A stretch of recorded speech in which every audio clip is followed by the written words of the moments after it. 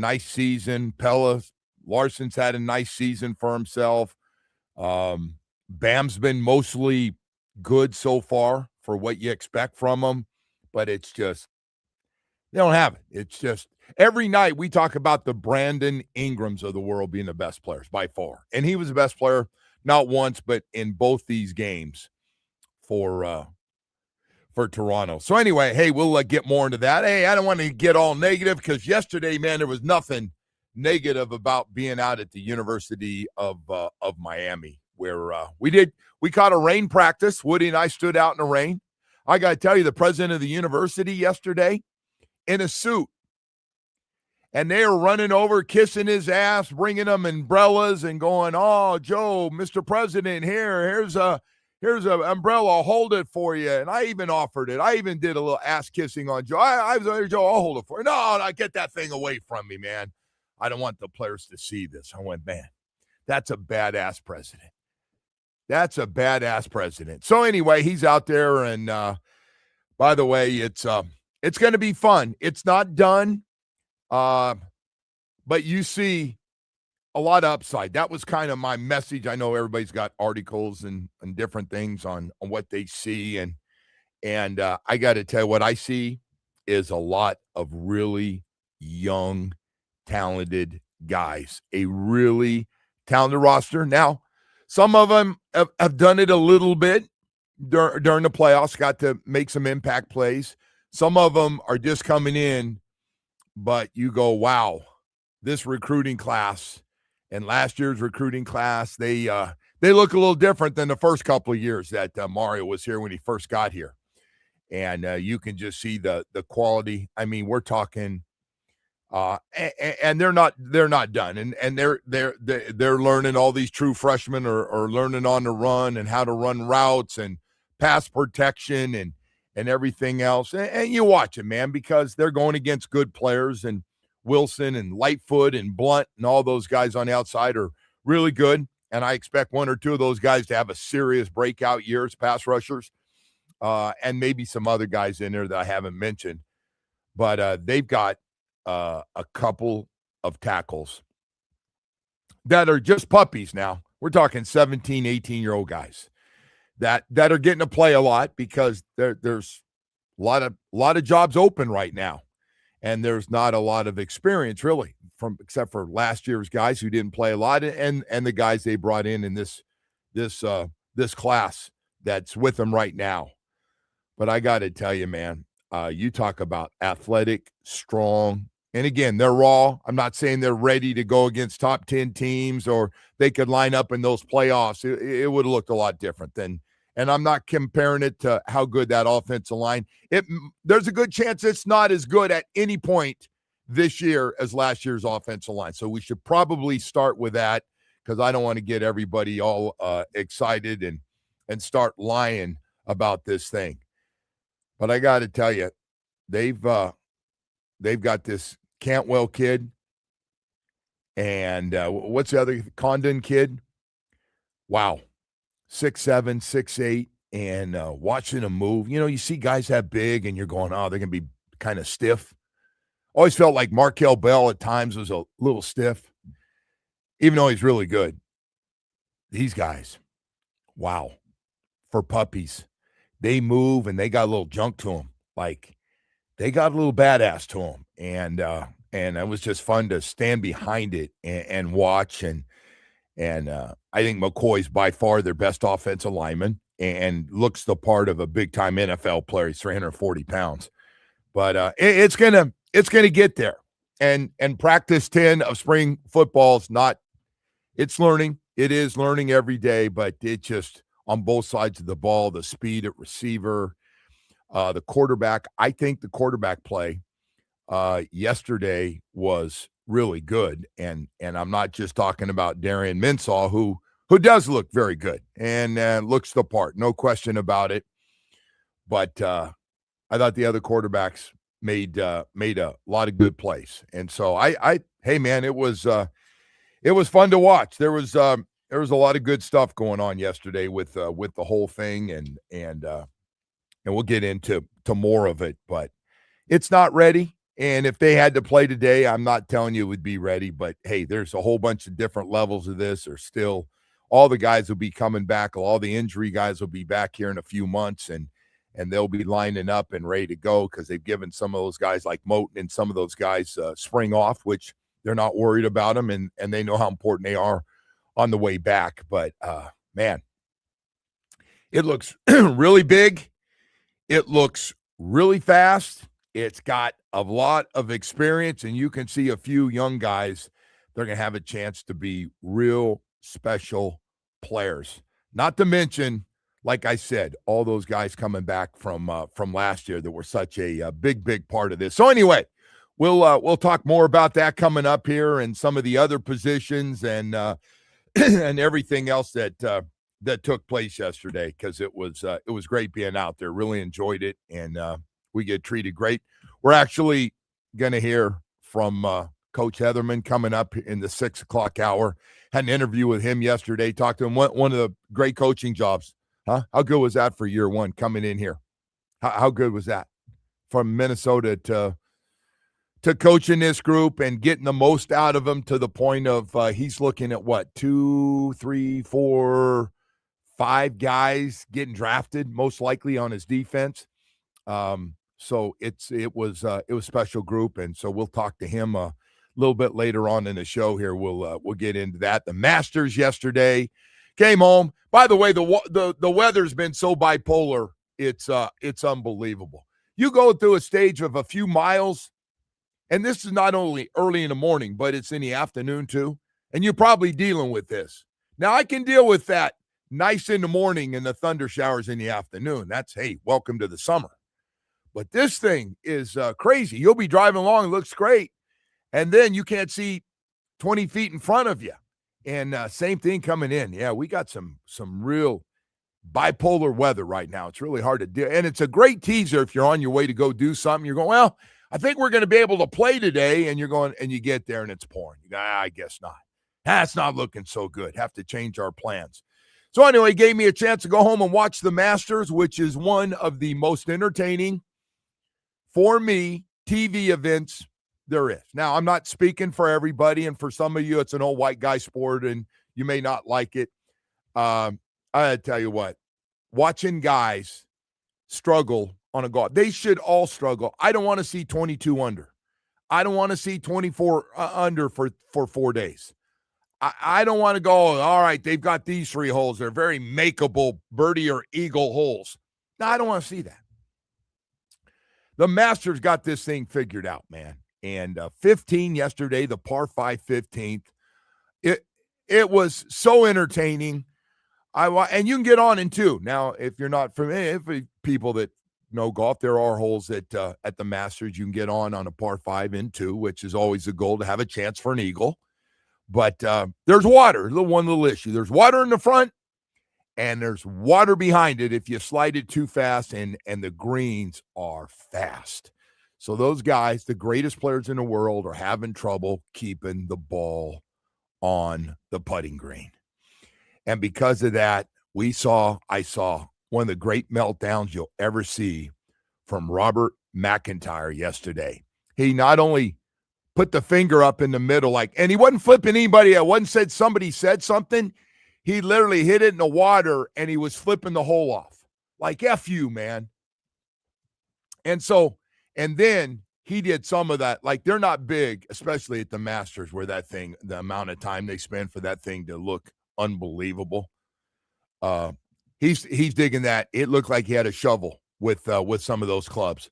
I mean, he was throwing them down, and I'm watching going, oh my, if the Masters folks don't look at this and they're watching this like, hey man, we appreciate you're here and that you're good enough to be here and you help make this event great, but we won't tolerate anybody slamming clubs in and chewing up our golf course. That ain't gonna fly. You thought that other thing about like breaking a couple of the rules they have, standard rules there, and they don't care who you are? Oh no, you broke a rule. You don't get a warning here. You're out. But no, sorry. I know you won here before. Congratulations. You're out of here. You broke a rule. You don't break them.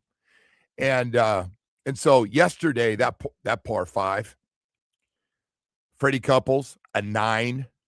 Robert McIntyre, guy we're talking about, a 9. Yeah, basically, that one hole almost knocks you out of making the cut. Almost. Now you can come back and see how you play and roll a couple long ones and chip one in or some things. But man, that is the kind of golf course I want to see. You're 5 under like Sam Burns and Rory McIlroy are, like Woody was talking about. You're 5 under. And by the way, Rory's like, yeah, I didn't play great, but 5 under. He knows how to play the course and when to go for it, when to be aggressive, when you got to be a little defensive, and let's just get a par and get out of here in your brain, no matter how good. And these guys all have great ability to make unbelievable shots that people listening right now will never be able to make in their life, even if you played there. But man, that was fun to watch. Freddie Couples had a 9 on the hole too. Freddie sitting there feeling real good and going to be the oldest guy to make a cut, because that's all Freddie Couples at 66 is trying to do. Freddie used to be the man, but Woody talked about those 6-year-old guys. They're just trying to make the cut, man. Stay around. The old Masters winners, they're just like, hey, got invited to the big dinner for the champions, get treated a little special when you win there. You're looked at a little differently. You're looked at like you're one of the gang there. But he threw in a 9 too. Woody, it's like you're telling him, all right, Freddie, just pick it up. Give yourself a quadruple, bro. Just go. You're done. Man, it was just incredible. That's why I saw the frustration from some of those guys, and you could see throwing the F-bomb out quietly. You can read it when they do that, because they like to get after a guy hits a bad shot, and you hear announcer go, this is not, it's headed for the water, and they do that close-up. They do that in football, too. They do the close-up, and those guys are throwing F-bombs in there. And I go, man, that's why I stopped playing right there. I didn't want to be frustrated playing that game. And think about it. These are the best players in the world. Best seniors, best 60-year-old players, best 50-year-old players, best 40-year-old players. And that thing, man, you can make one little mistake and a double bogey is waiting for you. Just amazing. Just amazing. I love it. I love it, man. Little golf train wrecks, I call them, man. They're just watching the best players. And they know that golf course. They know everything about it. And when I heard them on day before going, yeah, it's going to be one issue because it's so dry. Those greens are really fast. It's going to be really hard to hold them up there without them rolling off. And when they roll, they roll. And sometimes they roll right into the water. All right, man, we got to go to break here. We got a lot of stuff to get to here this morning. Good morning. Happy Friday to everybody. We are going to hear from Cory Heatherman, defensive coordinator. One of the great coaching jobs, honestly, in the country is what his defense did last year. And he's got a lot of new faces and a lot of new places this year. So a great guy. Really enjoyed spending time with him, and they've been great to us out there. So we'll have that coming up for you in a little while. But first, I do want to tell you about your South Florida Chevy dealers this morning. Listen, man, weekends time, a lot of people go out looking for a new car, truck, or SUV. I get it. And as a member of the Chevy family for 20 years now, and yes, I buy my Tahoe, so I want to let you know. And I bought my daughter her Tahoe, or not Tahoe, but smaller Equinox. I just want to let you know, man, when it comes to the South Florida Chevy dealer family, we got something for everybody. I start with the trucks. I go ride the cleanup hitter of the family, the strong, powerful, durable Chevy Silverado. Man, I always tell everybody it's like we've got a Silverado absolutely perfect for your lifestyle. We got a lot of them. Whether you need a truck that works as hard as you do 7 days a week sometimes, still need a truck with a lot of power to pull around all the fun on the weekend, as in wave runners and maybe a boat. Whatever it is, we got plenty of power, capability, and advanced camera tech to keep you safe and give you all the durability and power you need. Hey, what about SUV, family? If you don't mind, I start with the Joe Tahoe. I think it's unbelievable, and I love my Tahoe. But the Suburban, the Equinox, I mean, you can go through the whole thing. And we got something for everybody. The Traverse is smoking hot. We call it the baby Tahoe. You can't go wrong. And, of course, the Corvette. If you're going through any changes right now in your life, everybody buys a Corvette. Even if you don't fit in it, you buy it because it looks so good. Hey, man, we got something for the whole family at your South Florida Chevy dealers this weekend. We got 14 dealerships South Florida. Stop by, man. Take a test drive. Get a great deal. Fall in love at your South Florida Chevy dealer.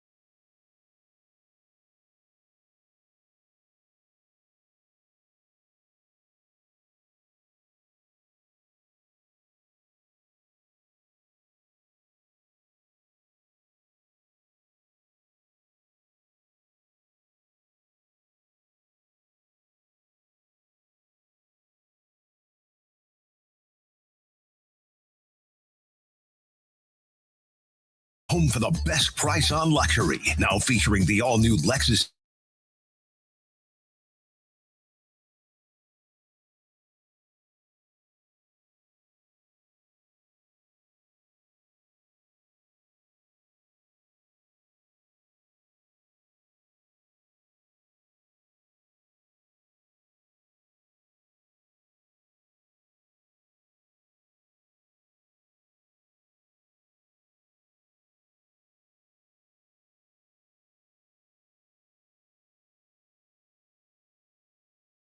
And tuning apps.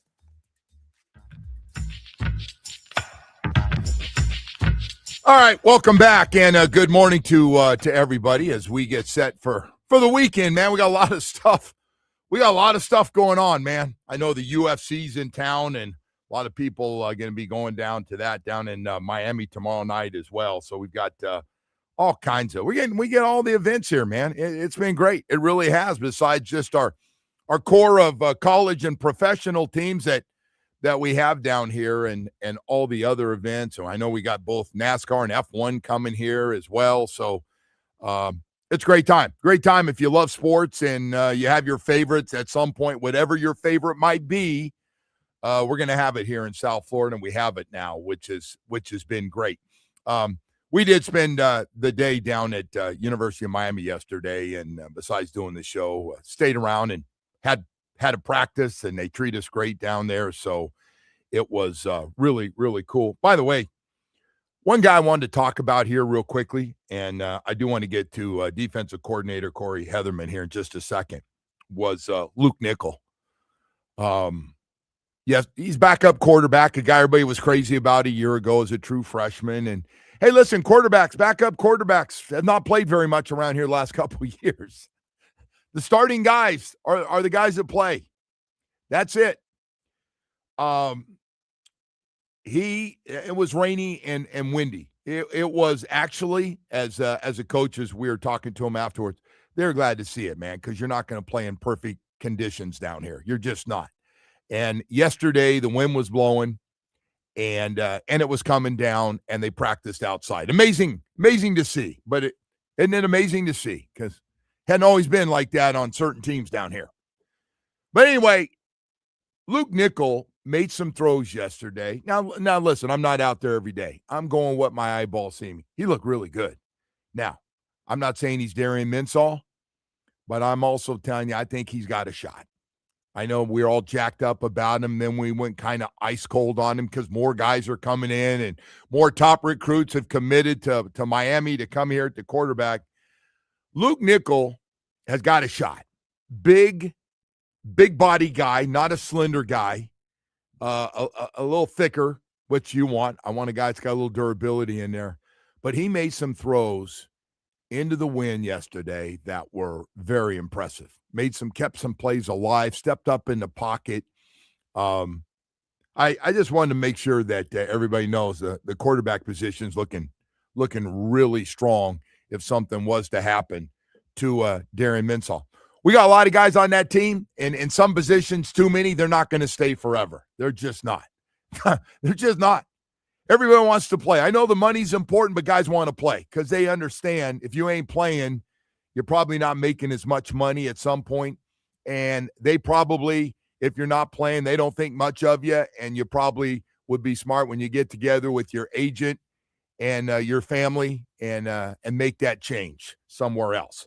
But it was funny. We were talking to a bunch of those coaches were walking through the halls there. They were psyched about practicing in the rain. Yeah, they were. I mean, they were like, this is, very valuable for us in these conditions. And a couple of those guys talking about the heat down here and how much of an advantage that is for them as well. Yeah, it is. And we have seen people melt on that sideline at that stadium. We have seen the best of them. Yeah, we melt have. On that sideline. A lot of people that playing in different kind of weather early in, we're smoking hot down here, and it starts getting cooler other places in September and October. But, hey, we did talk to defensive coordinator Cory Heatherman, who has done as good a job as we've had around here in a long, long time. Both coordinators were great last year. The team obviously putting it together, but defensively, boy, they just improved and all the stats. So here's Cory Heatherman from yesterday.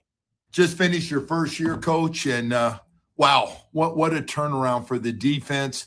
We'll get into talent a little bit and stuff, but especially those last 4 playoff games for you and just how good you guys were.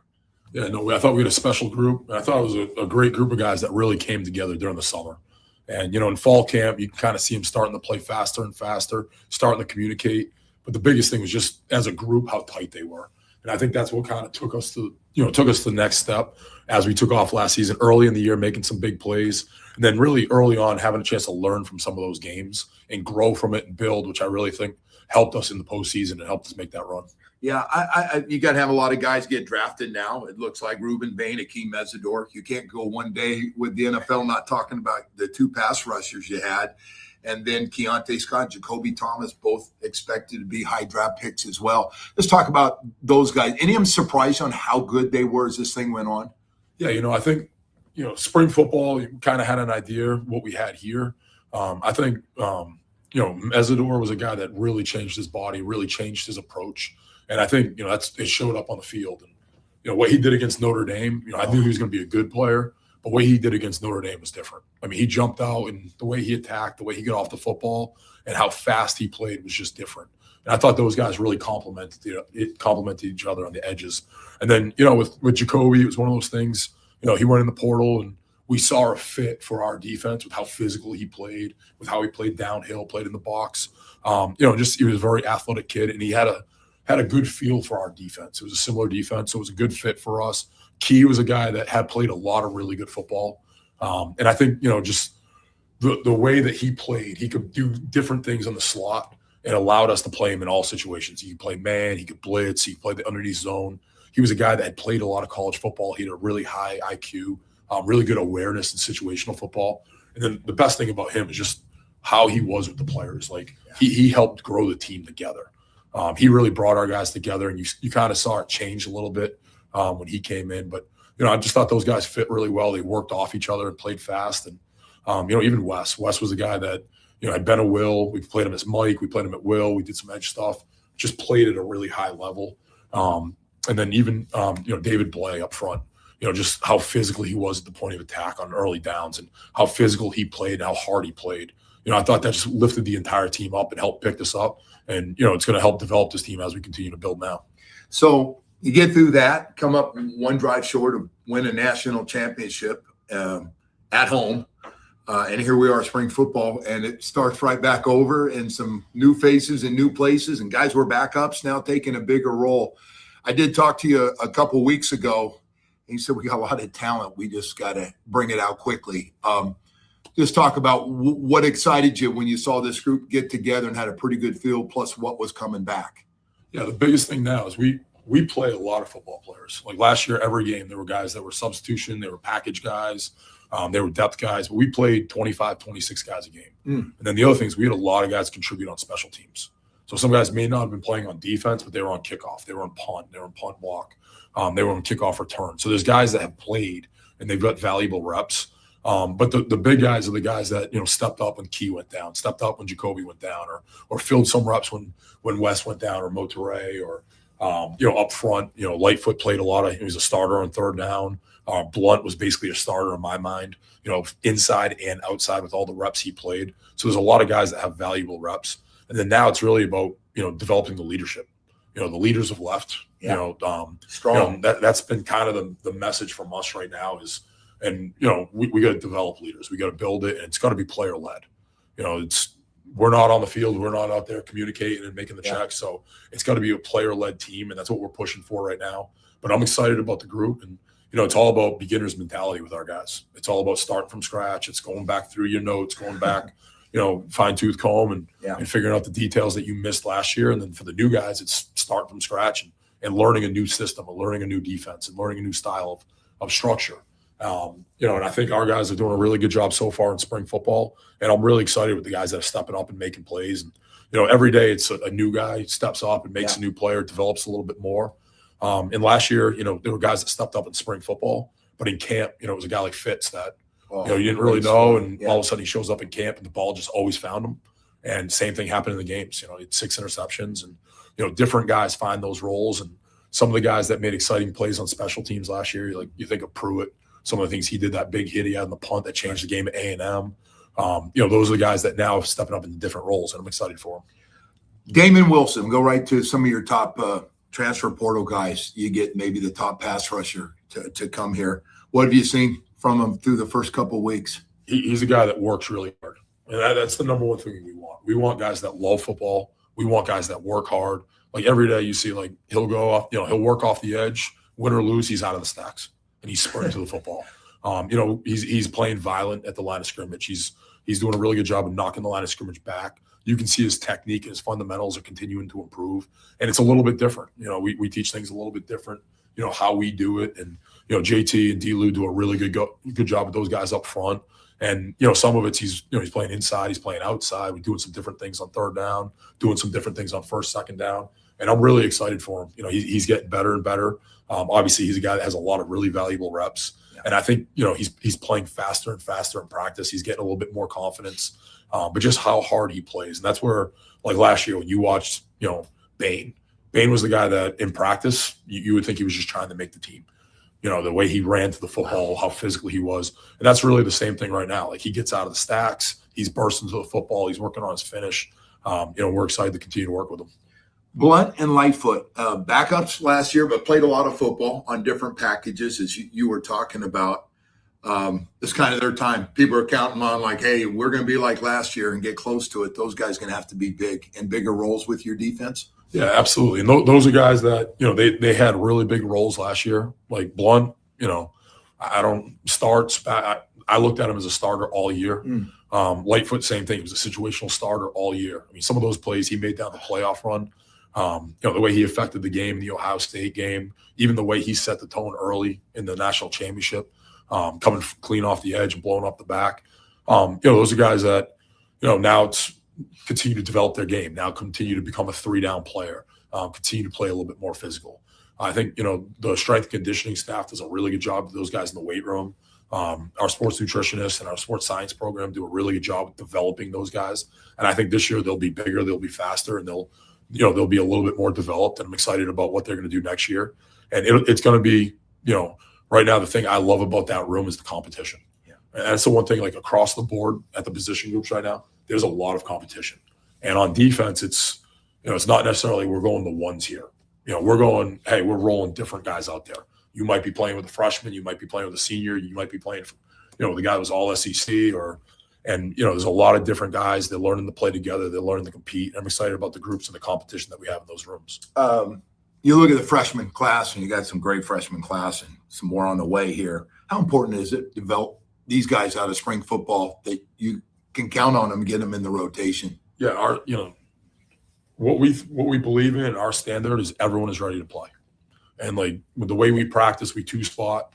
So like pre-practice, we have 44 guys on defense all getting reps. We're rotating every single guy, and the standard is everyone knows what's going on. You got to be detailed. You got to be in the building. If you don't know it, get with an older guy, get with a coach, and get in the building and get so you can get caught up. But the expectation is everyone's ready to play, and we're not going to blink. Like last year when you looked at it, Jabari, he goes out there in the Ole Miss game, and you want to play man right here, absolutely. Like the high trust, we knew he'd be ready. We knew he'd be in the spot. And it's just the way he went about competing in practice every single day.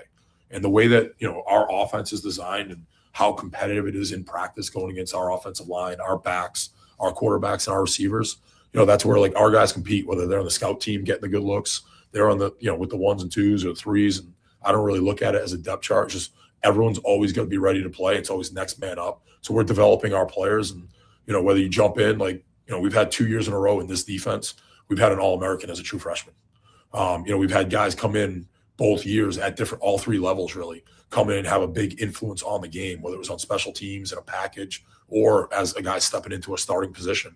And that's what the expectation is. They got to push the older guys. They got to continue to push them so they develop and they take their game to the next level. And then they got to be ready when their jersey number's called.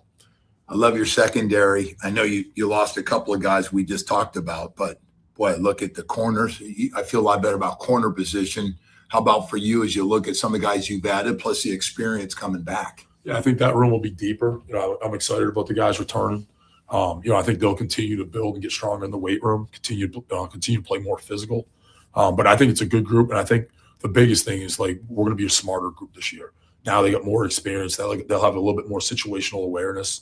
Football 101 will continue to improve. And you can hear it in meetings right now. Guys are talking more. Guys are communicating more. Just when certain plays are happening, when they can expect certain styles of plays or certain where the routes are breaking. And you can see them communicating more on the sideline. You can see them having better situational awareness out at practice right now. And I think that's going to continue to build that room and develop it. But I'm excited for it. As they continue to push, what we're going to turn into in the fall there. Maybe a little too early. I'll leave you with this one. Is there a chance this team potentially has as much talent, if not more, than last year defensively? All we're looking at right now is going 1-0 every day. So just as long as we're better today than we were yesterday, and then tomorrow we improve, that's all it is. The goal is to be 1-0 every single day and just continue to improve. Coach, thank you. Appreciate the time. Absolutely. Thank you, guys. All right, Cory Heatherman, defensive coordinator, with us for a little bit after a rainy practice yesterday. Appreciate it. And one day at a time, man, one day at a time. But, oh, by the way, I got a talented friggin' team. No question about it. All right, we got to go to break, man. We got to get all caught up here from everything going on. And, boy, do we have a lot of stuff. Busy weekend coming up. Marlins get the split. We got all kinds of news for you to get to, including some Miami Dolphins stuff as well. All that straight ahead. Stay with us.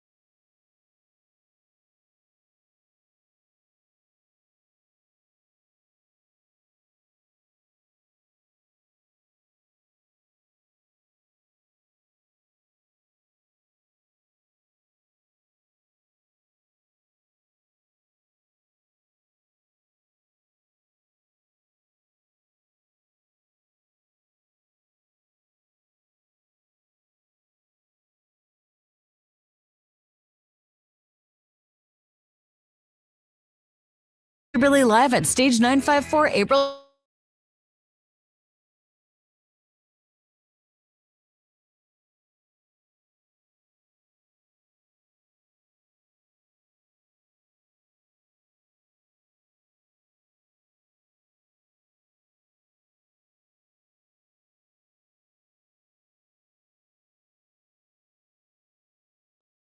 Hey, welcome back, and good morning to everybody.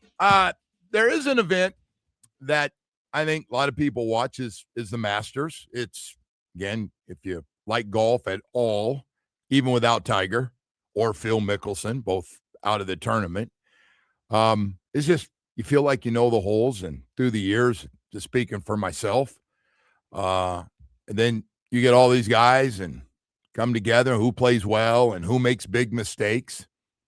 And then the golf course is just fantastic. But we had a guy yesterday who was in a really good group, Robert McIntyre, who's a good golfer, top 50 player in the world, lefty, shooting 80. You thought you were playing with a buddy. Hey, what'd you shoot today? I shot I want to shoot 80, 81. Good day. Well, that's what he shot. That course right now, even though holes really don't change much, they're the same, and they sit up, and a lot of them have water around them, and it's amen corner. Everybody knows amen corner, a little bit of everything. But boy, you're short. You end up coming back to the water, and now these greens are slick, making it really, really difficult. So I saw the highlights of some of it and saw some of it live on the par 5 15th.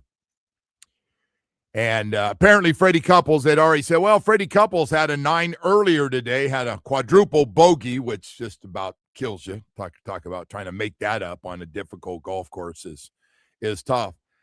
So now Robert McIntyre late is coming around, and he gets up there and has a short shot coming in and trying to land it soft, and a little too soft, it ends up in the water. And so, it was brilliant. He made a 9 on a par 5.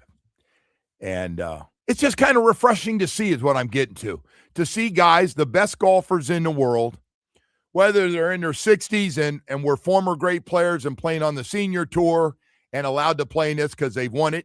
And there are some guys in their 60s. Freddie Couples is one of those guys, been a great golfer. He's now 66 and was cruising along 2 under through the front 9. You're like, wow, Freddie. And Freddie's goals, listen, Freddie knows he ain't winning the golf tournament. If he's really honest with himself, and I know they're all competitive, but the older guys know in their 60s, they ain't winning this golf course. And they're not winning this tournament. They're not. They'll win senior events playing against guys their own age. They ain't winning on this one. And, he had the blow-up hole. And just kills you. So anyway, and I see DeChambeau had a triple bogey. Yeah, it was brutal out there yesterday. It was, and just kind of fun. I don't like watching guys make eagles and birdies on every hole. I know, the guy's 22 under after 3 rounds. Yeah, okay. I like when a guy making an eagle on that badass hole we're talking about. I like to see guys, and this Masters brings out, especially as slick as it is right now, Sam Burns and Rory McIlroy, both at 5 under, co-leaders. Of course, Rory won it last year. But, yeah, kind of fun to watch, man. I enjoyed it. For me to stick around. I know you're thinking I don't have a life, right, sitting here watching golf in the middle of the day. But, man, it was a lot of fun. Hey, speaking of fun, the Marlins 8-5 hitting the road. They're not going away. They're not going away. They get the split and beat the Reds up 8-1 yesterday. Owen Casey, he's back. 3 hits, 3 RBI day for him. And Javier Sanoja also, who plays every position. The guy's at third. Guy's in center field yesterday, has 3 hits and 2 RBI. He's hitting 400 right now. So 3 with the Tigers and 3 with the Braves before the Marlins come back home. Panthers just trying to finish it out. 5-1 loss. By the way, we were warned about this by the coach. Isn't it funny? Paul Maurice came on before they left for this road trip, and we were talking about that that draft pick, that high draft pick, and he goes, and about losing it and all that. And he goes, look, man, I'm not trying to tank. We got guys getting surgery. He said, we're just not good enough. I don't think, he said, I looked at our schedule and the teams we're getting ready to play. We shouldn't be able to beat any of them. And he's right. They're not. They lose to Ottawa 5-1 with now just 3 games left. I wanted to bring this up real quickly, and we got to get all caught up. We got 7 o'clock hour. We're going to have a little golf coming up here. Do you know Dural's back? Dural's back with the Cadillac Championship. A lot of people didn't even know till recently. Woody, what was it? A couple weeks ago, we were going, is Liv still there? No, I had no idea. It's the most quiet thing it has been very for sports. Yes. Like NASCAR's coming. The F1's coming. Mm-hmm. The tennis. Hey, we got and it's an invite, so you're getting the best players in the world are all going to be here, and a lot of people, unless you're a diehard, and it's coming up like the end of this month. So anyway, we'll get caught up on all that stuff coming up here. Early 7 o'clock hour gets caught up. So if you like the Blue Monster, who by the way can also be very feisty, that can be a real tough golf course to play. I don't know if any of you go out there and ever play it anymore, but definitely was not when I was playing golf. Not a place. And when somebody go, hey, you want to play the Blue Monster? Nah, I'll pass. No, too much water. Yeah, no, I'll pass. That's just not a good hacker's course to play. There's some easier ones out there. But anyway, hey, we've got more stuff to get to here this morning. When we come back, we'll get you caught up on everything around sports, and there's plenty of stuff going on. And the Heat have just absolutely fallen apart. And the misleading part about this, I'll leave you with this, they're getting ready to play Washington. And usually after they beat Washington or somebody scores 80-something points or they score 150 points, everybody gets excited. This is the way we want our guys to play. No, you're not going to play Washington. Those games are done. The play-in is about ready to start, followed by the playoffs. We'll have more. All that stuff coming up. But first, Atlantic Men's Clinic, ED and low T, nothing to mess with. Nothing to mess with. Guys are going, Joe, why are you so open about the fact that you have low T and ED, man? Like, aren't you embarrassed? I got that yesterday. Aren't you embarrassed talking about that? Football people. I go, no. I feel like I'm helping people, and more importantly, I help myself. I had low T and ED both. And, well, you knew it? I go, yeah, I'm friggin' tired all the time, number one. I was noticing I wasn't sleeping well, had no energy, and I gained about 25 pounds. I had never seen the mid-260s, and I saw them for a while, and my pants weren't lying to me. No, and my buddies weren't lying to me like, damn, bro, what happened to you, man? You haven't been active. Nah, I don't feel as good. I realized I had low T. But the thing was really messing with me was not lack of energy. It was no sex drive. Nothing happening. Nothing. The bedroom was safest place you could be. I was going to bed early instead of the wife. I was the one trying to jump in bed and fall asleep. Man, it's embarrassing when you get it. And if you're dealing with low T and ED combination like I was 2 years ago, I went to Atlantic Men's Clinic. I had great results. And I do want to share it with everybody because Atlantic Men's Clinic works. They do it the right way, the safe way, the professional way. You come in, you get your T, your PSA test, you meet with their professional staff. They're great.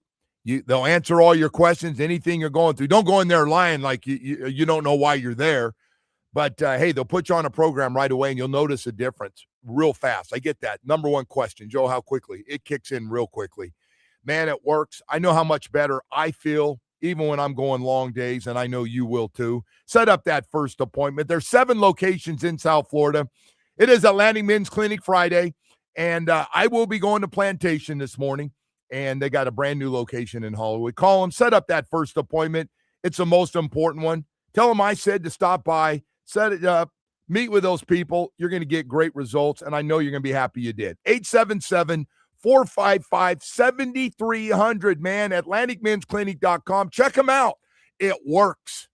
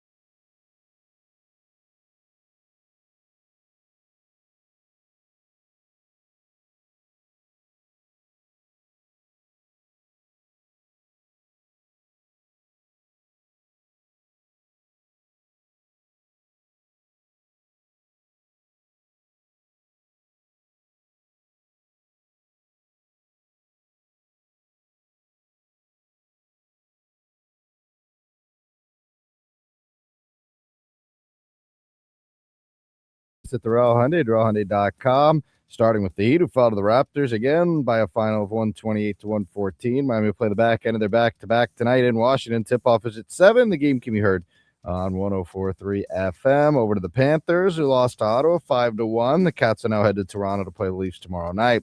To baseball, the Marlins got the split of the 4-game series with the Reds, winning 8-1. Miami now hit the road for a 3-game series with Detroit. Tonight's first pitch is at 6:40 and can be heard on 560 AM. And the Hurricanes will begin a 3-game home series with Wake Forest. Their first pitch is at 7 for Mark Light. Finally, to golf.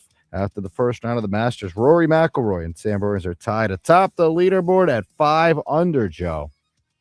Thank you. Round 2, just about underway. Hey, man, we'll get rolling again. I love it. I mean, it's fun to watch, and whoever the favorites and whoever you like, and see how everybody plays. Rory McIlroy won it last year. He's, as you said, co-leading this thing right now with Sam Burns, and a whole bunch of guys right behind him, as you would expect after first round.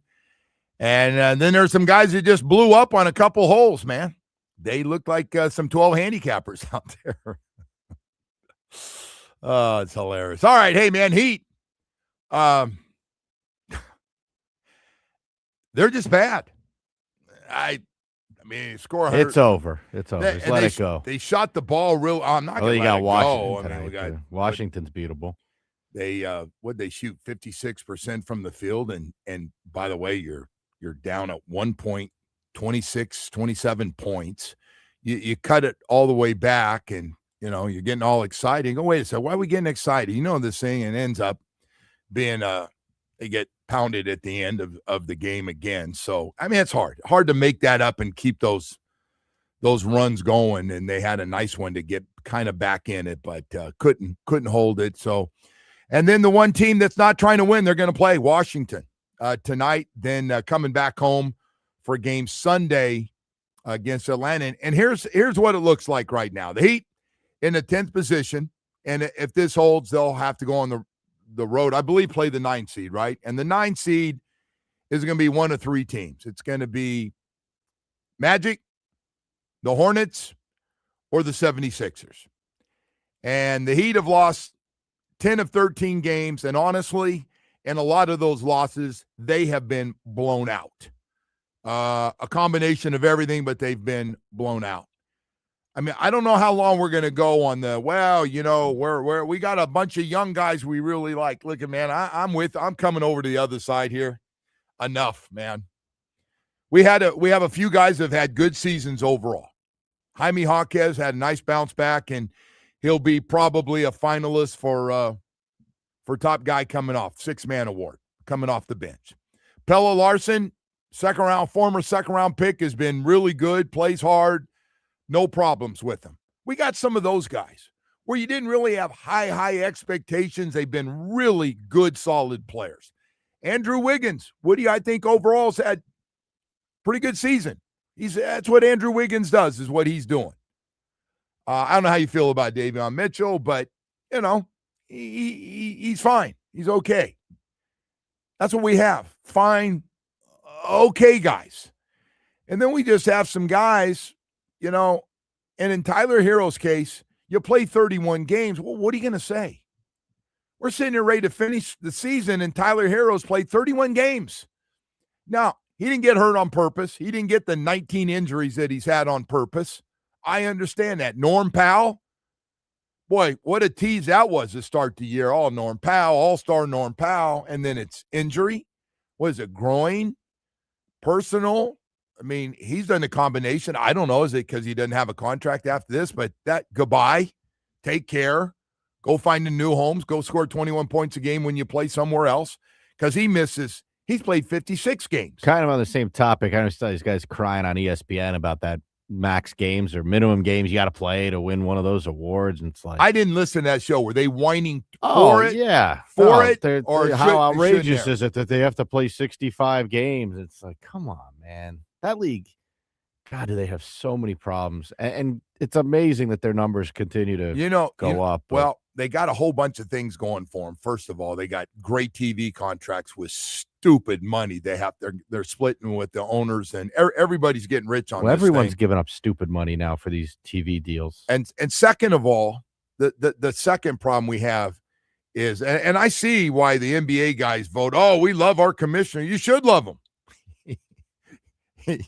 He even when he barks, it's not very loud. We're going to fix this problem. Are you really, Adam Silver? Are you really going to fix some of these problems you have right now? Well, now it's this tanking nonsense, and everyone's trying to figure out how to fix tanking. Well, I got one way you can. You don't pull out starters in the second half of a game, so what are you going to do? lose. Well, what can you do to stop teams from doing this stuff? I don't know. How do you get guys on rest nights when, again, figure out what to do with Washington? Money? What are you going to do with Washington? How are you going to stop them from putting whatever that product is? They're promising everybody, oh, we're going to get a high draft pick, and all these veteran guys that nobody else wanted that we traded for are going to stay healthy next year. I don't know.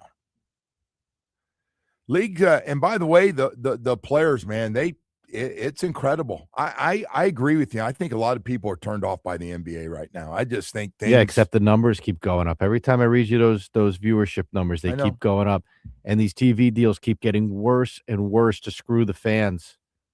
Well, I don't know what that does. You have to explain. Well, he's streaming things. He's streaming. I mean, by the way, finally with the NFL, so it looks like people are finally starting to speak up and get a little bit ticked off. Let me say something to you though, while you're on this thing that you do so well. Let me ask you a question. If you were running these leagues, would you turn down all that money you're getting from Amazon Prime? I got you on that side of it, but at some point, you got to stop sticking it to your fans. You know what I had to all these different leagues. You know what I had to watch the Masters on yesterday? Where is the Matt? Isn't it Amazon all over the Prime. place on Amazon? Yeah, it's like all over the place, right? They're getting money too. Yeah. I mean, you're going to stop Netflix? You're going to stop Apple TV? I just wonder at what point do fans say enough is enough? And they were doing the numbers. Yeah, I have been saying it for a while. Since I've known you. And now it's starting. I mean, aren't the NFL's in? I don't know what they're trying to do. What is this, an antitrust, Department of Justice thing?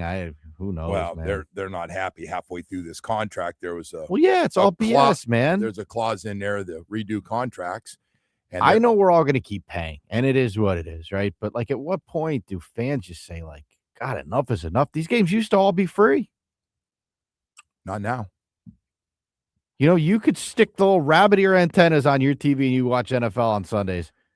Now you need all these different services if you want to watch all the games. It stinks, to be quite honest. I can't even blame the commissioners for this, because commissioners are doing that's their job. Their job is to stick it to the fans, right? Because to get the money. Their job is to make those owners a lot of money, which does to take our games away and put them in Australia or wherever the hell else they think they need to play. Well, that's to grow your sport. Sure.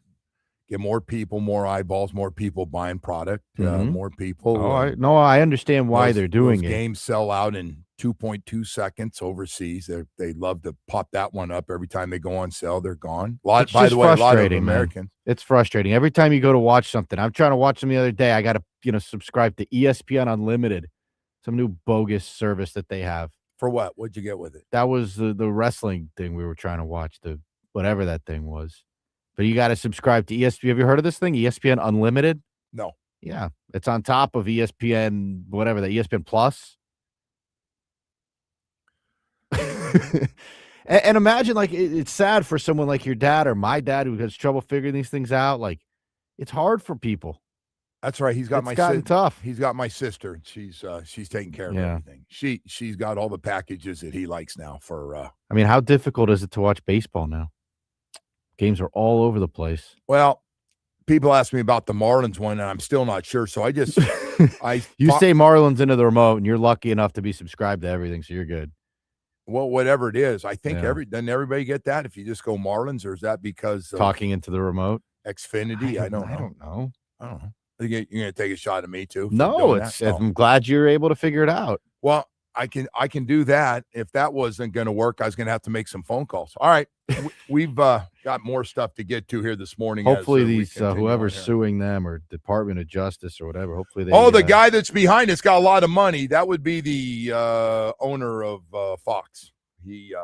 Hopefully they win the day, man, because this is getting a little silly. I don't know. The leagues have done very well when people go after them. Texter says, I stopped paying for most of the services last year. I have Netflix and Prime, but F those other ones. Yeah. Well, what are you going to do when the game pops on? I got to tell you, that's what, by the way, to that guy, I just want to say this. I thought that's all I had for a long time. Of course, I haven't paid a bill in 30 years, but Netflix and Prime. That's what I thought we had. I go, wow, that's, and she goes, oh no, the girls, they've added a couple more.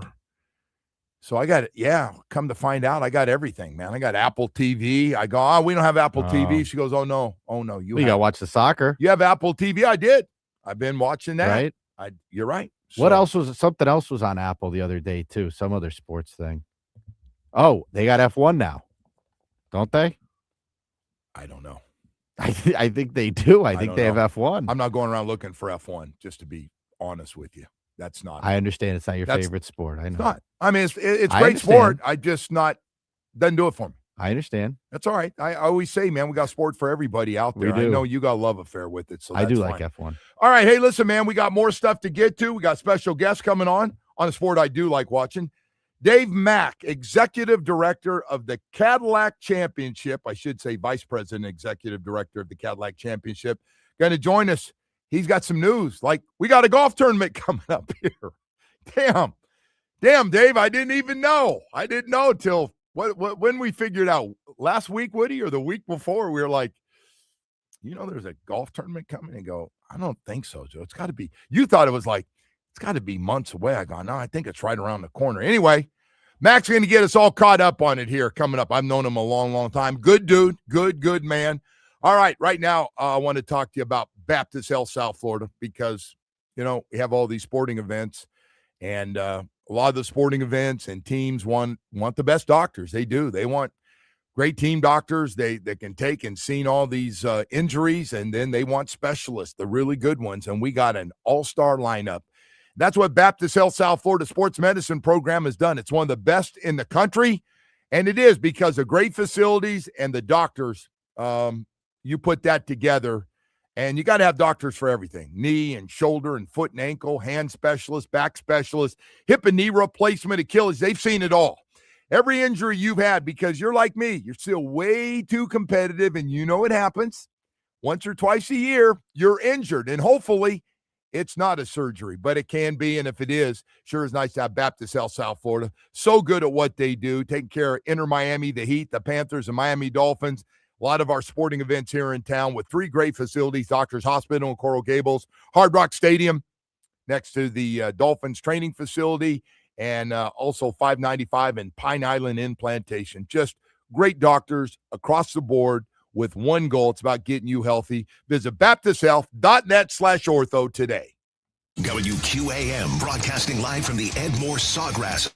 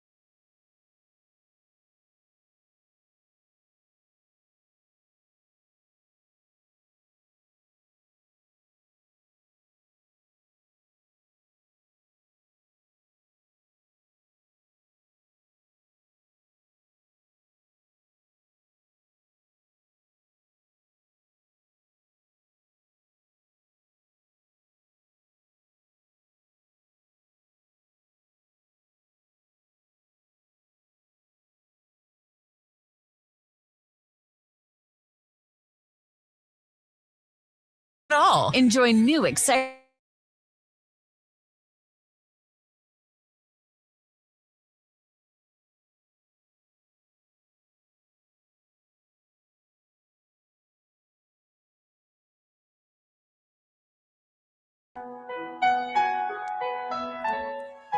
And welcome back to the 18th hole at the Blue Monster. Water down the left side. Be careful, especially when it's wind's blowing. And you don't want to go right either. It's also trouble. Hard to make a par. And that tight little green tucked back in there with a big crowd behind it. That's a Cadillac Championship at Doral, man. And guess what? It's back. Vice President, Executive Director of the Cadillac Championship, my man Dave Mack, who I've known for a long, long time. Brother, first of all, congratulations. How you doing? Man, thank you, Joe. That was one heck of an intro. Well, that hair, that hole, I had nightmares about that hole. I sucked. That was one of the reasons I gave up golf, because that hole was just, the guy said, pick it up, Joe. This is ridiculous, man. Stop it. You're going to make a 20. Just pick it up. We'll give you whatever score you want. That's bad. That's not good stuff. Hey, man, nobody realized, Mac, this thing is back, man, and it was such a great tournament. It's been gone. I didn't realize first time since 2016, and it's coming up at the end of the month. Yeah, I heard you guys talking about Live a few weeks ago, and I said somebody's got to step in here and really educate the public that we're coming back. So we're absolutely thrilled to have this event back in Miami. It's got 55 years of history at Doral, and we're absolutely thrilled to be coming back in the form of a signature event. Hey, let's get into all of it. Is it like it used to be an invitational with the Cadillac? Still the same way? So you're just getting the best players and there's no cut? Is that still the same format? Yeah, if you're watching the Masters leaderboard right now, we're going to have a very similar looking field. We've got world number one Scotty Scheffler, Justin Rose, Tommy Fleetwood, Xander Schauffele, Morikawa, Jason Day, Spieth, all the best players right now. So we've got top 72 in the world coming to Miami. Yeah, no, that's great. And it's gonna actually right after the draft, April 29th and through May 3rd, and big prize money, which also really helps. But also it's just such a great golf course. It's just so fun through the years, not to play, but to watch that, especially going back. You probably remember those days of Phil Mickelson and Tiger Woods playing together on Saturday and Sunday. Maybe the greatest golf time in a long time for the PGA. Well, I think it's always been an amazing event, right? The last time we had it was 2016. Adam Scott won, and there's been so many amazing stories with Jack Nicklaus and Tiger Woods winning this event. So we couldn't be happier to be coming back to Trump Doral. We have Cadillac coming back as our title sponsor. They're going to have a really cool structure. It's an 8,500-foot structure on the 18th tee box that's open to the public. We also brought on some really cool partners in Citadel. So Ken Griffin's coming on board. We're doing a youth ticket program through Citadel where kids 15 and under get in for free. We've also partnered with the Frost Science Museum in the kids zone that Citadel sponsoring. So we're going to be doing science experiments for the kids, free giveaways, the kids autograph zone. And then we also partnered with Boeing, and they're going to be our active military and veteran partner. So active military and veterans all get in for free. We're going to have the Patriots Outpost giving away free drinks, free food on the first green. And then we're also going to be doing a really cool Friday night fireworks show with DJ Irie presented by Boeing. That's going to be Friday night on the patio there behind the clubhouse. So lots to look forward to. Yeah. Hey, so what are we doing for food out there? What's the theme for food that's going to be out there? Always very important to have the good food out there. Man, I'm glad you asked, Joe. I come from 14 years of experience at Hard Rock Stadium, and I think, Tom Garfinkel and that crew do it so well. And so we really wanted to mimic that whole food and beverage experience. So we're partnering with a lot of these local recognizable Miami brands. So we're bringing in Miami Slice. They're going to be out there. We got Regatta Grove. Damn, that pizza is good. Damn, that's good. We got Regatta Grove. They're going to have a fan zone. Sergio's Cuban American Kitchen, Arthur and Sons. We're going to have a Dobel Tequila Bar, Cutwater Bar, and then we also have a Michelob Ultra Club located on the 17th green. That's a ticketed product with free beer, wine, and seltzers and non-alcoholic drinks. So really a lot to look forward to. All right, April 29th through May 3rd, top players in the world will be here. The event is back here in South Florida at the Doral, as you said. How do you go about getting tickets if you want to get tickets and everything else with it? We're on sale right now, CadillacChampionship.com, and you could redeem your free tickets for the kids, active military and veterans. You could redeem your free ticket as well. We also have the hospitality products. There's one more product, the 1962 Club, that I wanted to talk about, kind of similar to the 72 Club, Joe, where it's the VVIP experience with the valet parking, clubhouse access, and we have a different special restaurant partner that we're featuring every day. Oh, damn. We're calling that night. How'd you come up with 1962? Glad, yes. That was the year that Doral was founded. Oh, see. I knew there was a reason. I thought you were trying to get close to my when I was born or something, because you're getting a little close to that one, man. That was great. Hey, Mac, good luck with everything, man. I appreciate you coming on to tell everybody, man. The best kept secret going is Cadillac Championship at Doral is back for the first time since 2016. Yeah, we're talking about that big, nasty blue monster. When the wind is blowing, I shouldn't be showing, because that was not very nice to me, that course out there. But, boy, it is for the great players and great finish and great finishing holes and everything else. So it's great. Hopefully a lot of people. So we'll talk to you again about it before we get a little closer to it. But, Mac, thank you so much, buddy. Hey, thanks so much for having me on. We're going to get you out there to the tournament, Joe. All right. Dave Mack joining us, Executive Director, Vice President and Executive Director of the Cadillac Championship. So great time. Mac was with Dolphins for a long time and worked with them, and a really, really good dude. One of my favorite guys. So good stuff. Good stuff. Great to see him out there with it and staying here in South Florida. Hey, we got a lot of stuff going on. Busy time. I know a lot of people wondering, hey, man, what's going on with UM? How good are they? They're going to be really good. Hey, Woody. All the guys, so last year we went out there like, okay, this is what a big-time team looks like.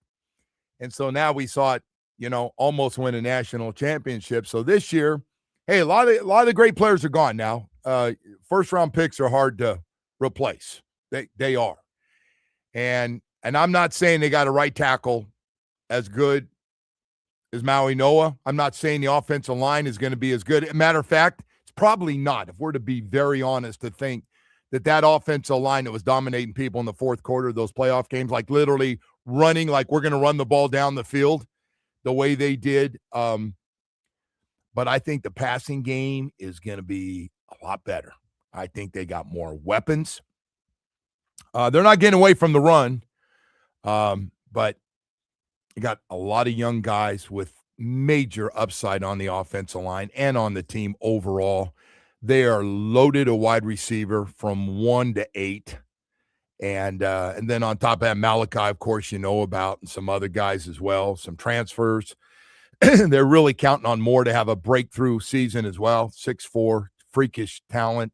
And then, I mean, you got so many running backs, and it just looks great, man. It's what it's supposed to look like. That's just one side of the football. The other side, I can't wait to see Damon Wilson and Blunt and Lightfoot taking over for Mesidor, and obviously Reuben Bain as well, and just how good they were. Then the draft, man. The draft's going to be there. Speaking of that, we're going to find out. Two of the best stories in the draft is Reuben Bain, Akeem Mesidor, and what might happen to him, and what might happen. Like, where are they going to go in this draft? It is hard for me to imagine Reuben Bain's going to be fine. Even if he drops a couple of spots, he's going to be fine. The crazy one is, I thought this all year, Akeem Mesidor is really good. And I know we talk about Reuben Bain for good reason. They're both really good against the run. This is not, you have to take them out in running situations. These two dudes, they can hold up the end just fine. That's not a problem. If you've watched, they're really good at everything. But Akeem Mesidor, and everybody is saying this about him, his bend and some of the weapons he has one-on-one, he's tough to block. Now, maybe you go, well, that was against Notre Dame. That was one game. Well, he did it not only against Notre Dame. It's kind of the message when we were out there yesterday. The message is Ruben Bain, Akeem Mesidor destroyed, not in all the playoff games, all 4 of them, and Notre Dame. That's what you're looking at. You're looking at those games like, how did they play against the best competition? And they put up a lot of their numbers in those games, and they got better the bigger the games were, collapsing the pocket, making huge plays, relentless effort. Matter of fact, we're going to have a soundbite coming up that was really cool from one of the best pass rushers in the NFL, talking about Akeem Mesidor. I thought it was pretty cool watching them all for all the guys that are into the draft. And the draft, as you know, coming up April 23rd has become super popular. Every network wants it. It gets better numbers than just about any TV show out there that night because everybody wants to know who the franchise players and where they're going and who they're going. Is it a guy from my college or high school that I went to or anything else? So, well, the weirdest one for me from this draft is this Simpson thing. It's almost like he's hired ESPN as like his hype team or something. I don't know if they realize that with that stuff they're coming off that way, though, aren't they? Yeah, I don't know what the deal is with that. How the league is going to regret passing on Ty Simpson. I go, look at man, maybe you're right, but why do they get on this? They haven't talked at all about Mendoza. That's the other weird thing is I don't see them ever talking about him. All it is this, and maybe is it an SEC thing? So this same, I don't know what the deal is. So they got going on Shedeur the same way, and the more Shedeur dropped, the more upset. Instead of talking about the guys that were taken, Cam Ward, it was always about. Well, I understand the Shedeur thing though, right? Because he was very polarizing, and clearly people were interested in him and all that. But like Ty Simpson is not polarizing; he's not interesting. So Ty Simpson, the headline on ESPN, and we're laughing. Why teams will regret passing on Ty Simpson? Yeah. Well, a lot of teams are probably going to pass on him. So, I don't know. Hey, by the way, they're doing a great job of pumping up the draft because everybody wants to know. And by the way, he is number 1, like Shedeur was. Like, where's he going to go in the first round? Check that. Is he going in the first round? So, anyway. I just don't find him to be particularly interesting. I know Orlovsky kind of, got things going with his take on him. So the only problem with Dan's take, and listen, not to beat up on him, he looks like he's had to shut it. He's fine. I don't have any issue with him. I don't have any issue with his take, to be quite honest. The only take was when you do head-to-head and you go across the board on things that each guy does better, he didn't say one thing about Mendoza did better. Not one thing. That's what he believes, though. He did, but there's no way. No, it's not fair when one guy's going to go the first overall pick and one guy's not, and you're going, why do you think teams like Mendoza to go first overall, and you don't have him better in one thing? Not one thing. Now you have him even in some things, like even.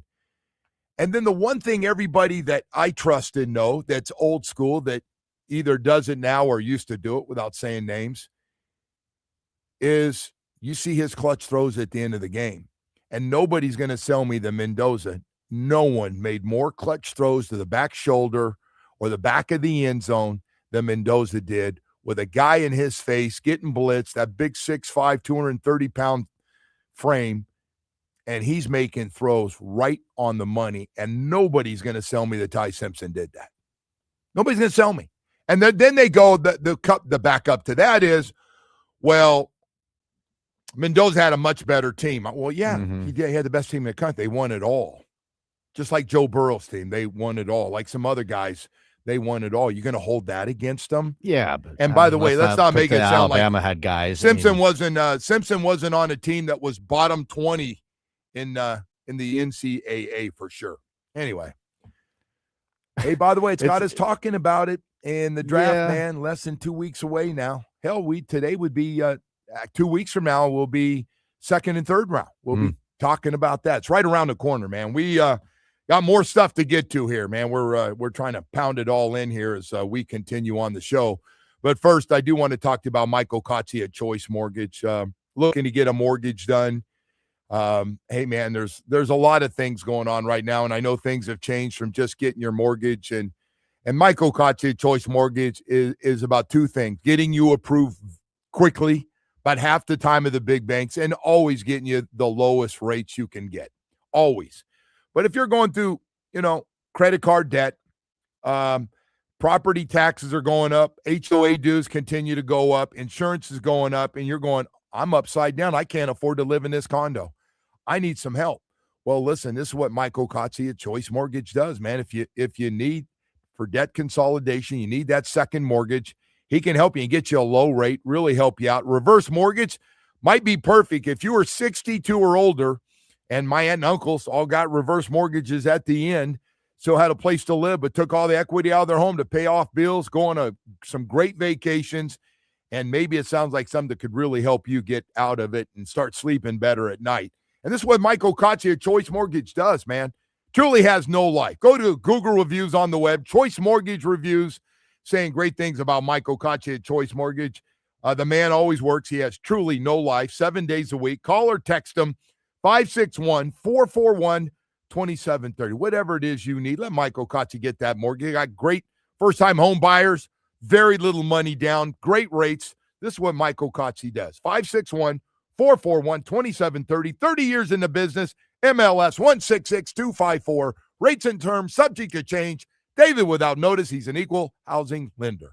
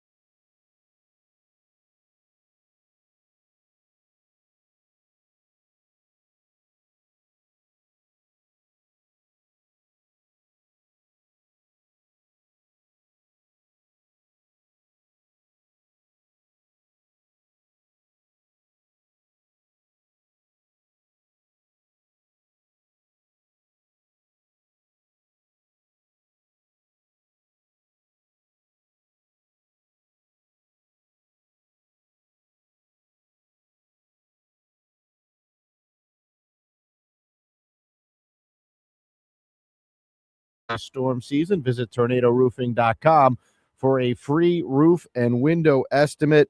It is currently 73 degrees, a 5% chance of rain. Now, weather is supposed to clear up here this weekend, so should be pretty nice out there. And we'll jump into to some headlines here, Joe. Like that, Woody. Like that. Thank you.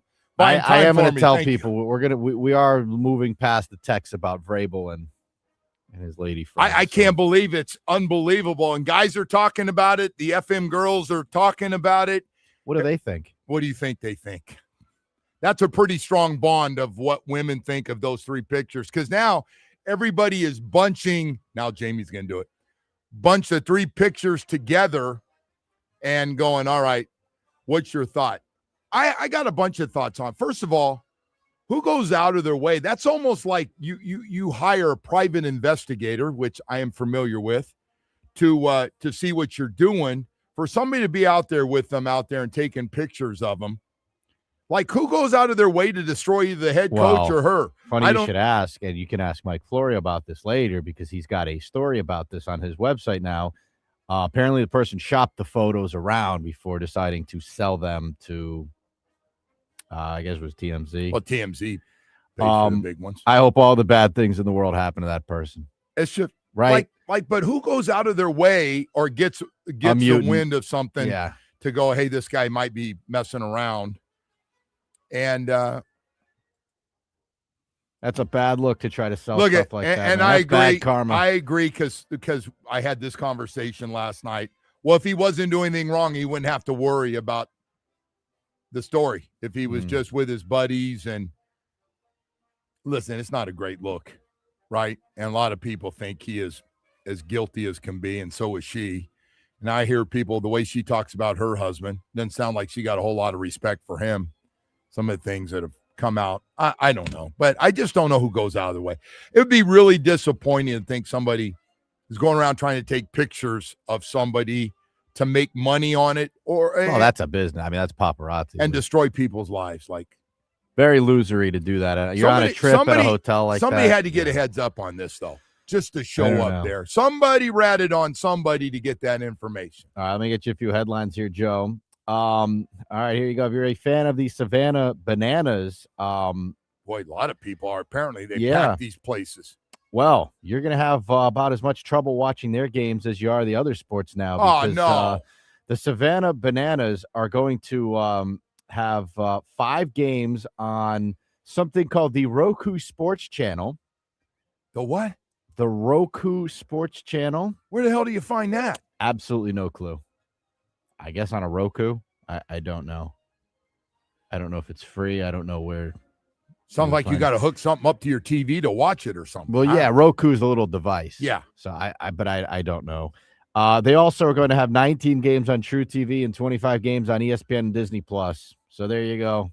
Those are the services you will need should you want to watch the Savannah Bananas, Joe. You got to go through the Masters here real quickly. All the different ways. Oh, yeah. You got me on that because I had to do a little work yesterday because I went, well, let me go to CBS. I didn't think it would be on CBS, during the week. On the weekend, I know for sure because I hear Jim Nantz.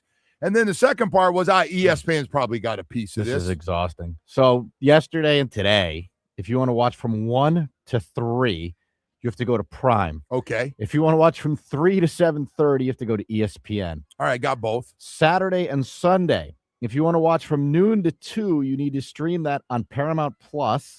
I don't have that. Like, where does that? Is that connected to something? Or it's another service. It's a CBS-owned service. We don't have that one. And then from 2 o'clock to 7 o'clock, it'll be on CBS and Paramount Plus.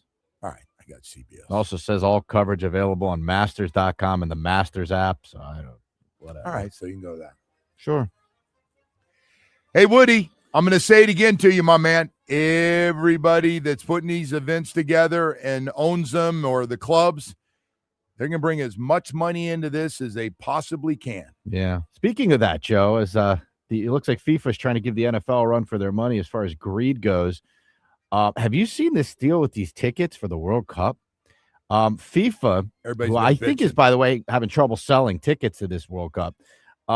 They've added a more expensive tier now, asking up to $4,105 for a front category 1 seat at the United States opener against Paraguay in Inglewood. Last week, FIFA had asked for a top price of $2,700 for Category 1 tickets for the match, but added a new, quote, front category pricing. FIFA also added a front Category 2 tier to its sales website without a public announcement, asking $1,940 to $2,300 for tickets to the U.S. opener. Damn.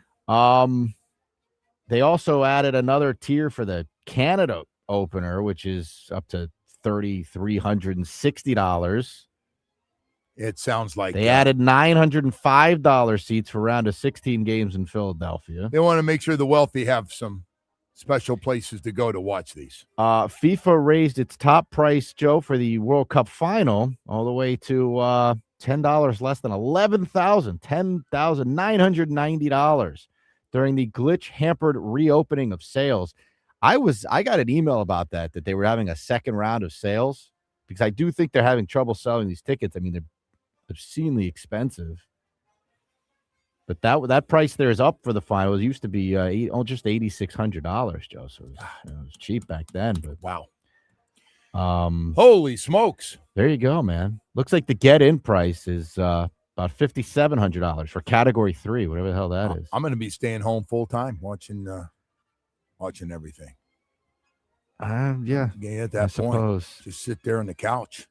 See if I put 30 extra pounds on watching all my favorite sporting events. No freebies over there for you? Have you gotten asked yet for tickets? For World Cup? Yeah. Yes. You have? What'd you tell people? I'm done. I'm out. We were working on it? Nothing. I did tell one guy I'm working on it, but there's really? No choice. My friend from Colombia, Alex, I got no shot to get you tickets. None. I hope someone comes out of the woodworks and they're like, hey, you remember you promised me World Cup tickets you like go 20 through years that ago? Again? Yeah, that was actually quite funny. That wasn't fun. There was nothing funny about that. I think the funniest part was how your boss kind of.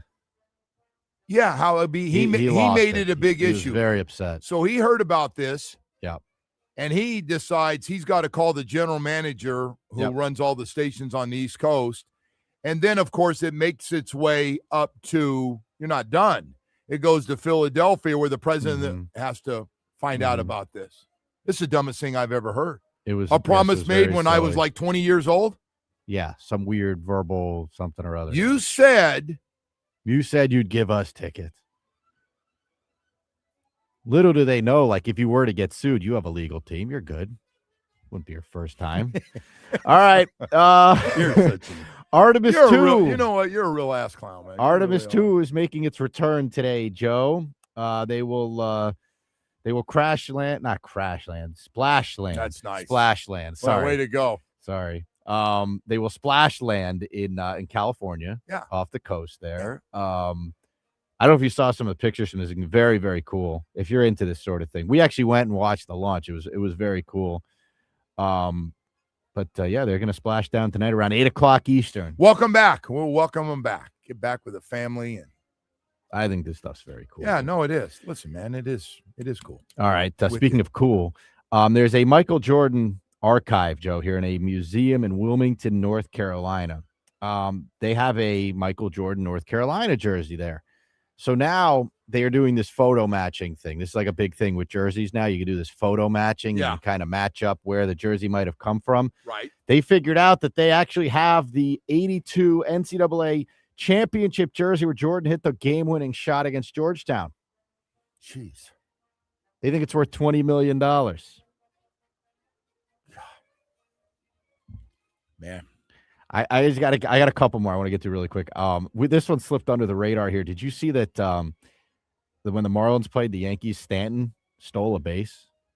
Did you see this? It was his first time stealing a base since 2020, and he didn't get hurt. He didn't get hurt. That was a big one. He didn't get hurt because he usually pulls something and he's out for like a month. And, he will be hurt. He got no shot to make it through the season. He will be hurt. Yeah, that's nice. He's always hurt. Nobody's hurt to be that big and physical looking to get hurt as much as he does. Yeah. But he used to get hurt running to first base. He's such a good athlete. He hasn't stolen a base in 6 years. We got he can Tortuga. hit it a country mile. Tortuga. Yeah, Speaking of country, Tortuga coming up here this weekend on Fort Lauderdale Beach. Did you get tickets? No, I'm not going. Are you? No. No. I have been before, but those are my Really? early days. They're expecting 30,000 people to attend each day. I hope they're. That's on the Fort Lauderdale beach, right? Yeah, we'll see if their arrest numbers are less than Ultra, We got because Bo's Ultra Beach was House very right well there. behaved this year. Yeah. Can you see it from Bo's Beach House? It's right there. Really? They'll be selling the whole second floor. You sit there and watch everything. All right, I might call Bo then. No, he doesn't want to hear See from if we you. can He go out seriously there. does not want to hear from you. I might eat a catch and cut and then head over. And No. just make That a won't whole happen day of either. it. No, that won't happen either. Hey, we got 8 o'clock hour coming up, man. We got a lot of stuff to get to here on a Friday. Thanks for being with us as we continue on. First, though, I got to talk to you. It's going to start getting warm here as soon as this rain stops. You know what happens. Summer's right around the corner. It's going to be a hot one. It's going to be humid, and it beats the you-know-what out of your air conditioning unit. Let's get into that problem. First of all, how'd you do last year with your air conditioning? I get more complaints on air conditioning companies, and it's frustrating. They don't show up on time. Guy came out. He had no clue what he was doing. Guy told me I need a new air conditioning unit. I could fix the one I had. Somebody else came out and fixed it. I mean, it can be dirty out there. It can be dirty, no question about it. But I will tell you, President Melissa De Verona of a company, Chill Zone Air Conditioning, been there, takes all your calls. When was the last time a president was there all day to take all the calls coming in and send out crews that have been with her, have a lot of experience, know what they're doing, to come out all over South Florida and take care of any kind of air conditioning problem you have? Yeah, think about that. Whether it's repairs, whether it's getting a new air conditioning unit, maybe it's duct cleaning, they do it all, and they're ready to help you at Chill Zone Air Conditioning. Call 786-378-2778. On time and feeling fine. These guys are great at what they do, family-owned and operated, ready to make sure you have a great experience. Not too big where you don't know where everybody is. Tell them you heard it right here on 104.3 WQAM, 786-378-2778, chillzoneac.com. For more information, stay chill with Chill Zone Air Conditioning.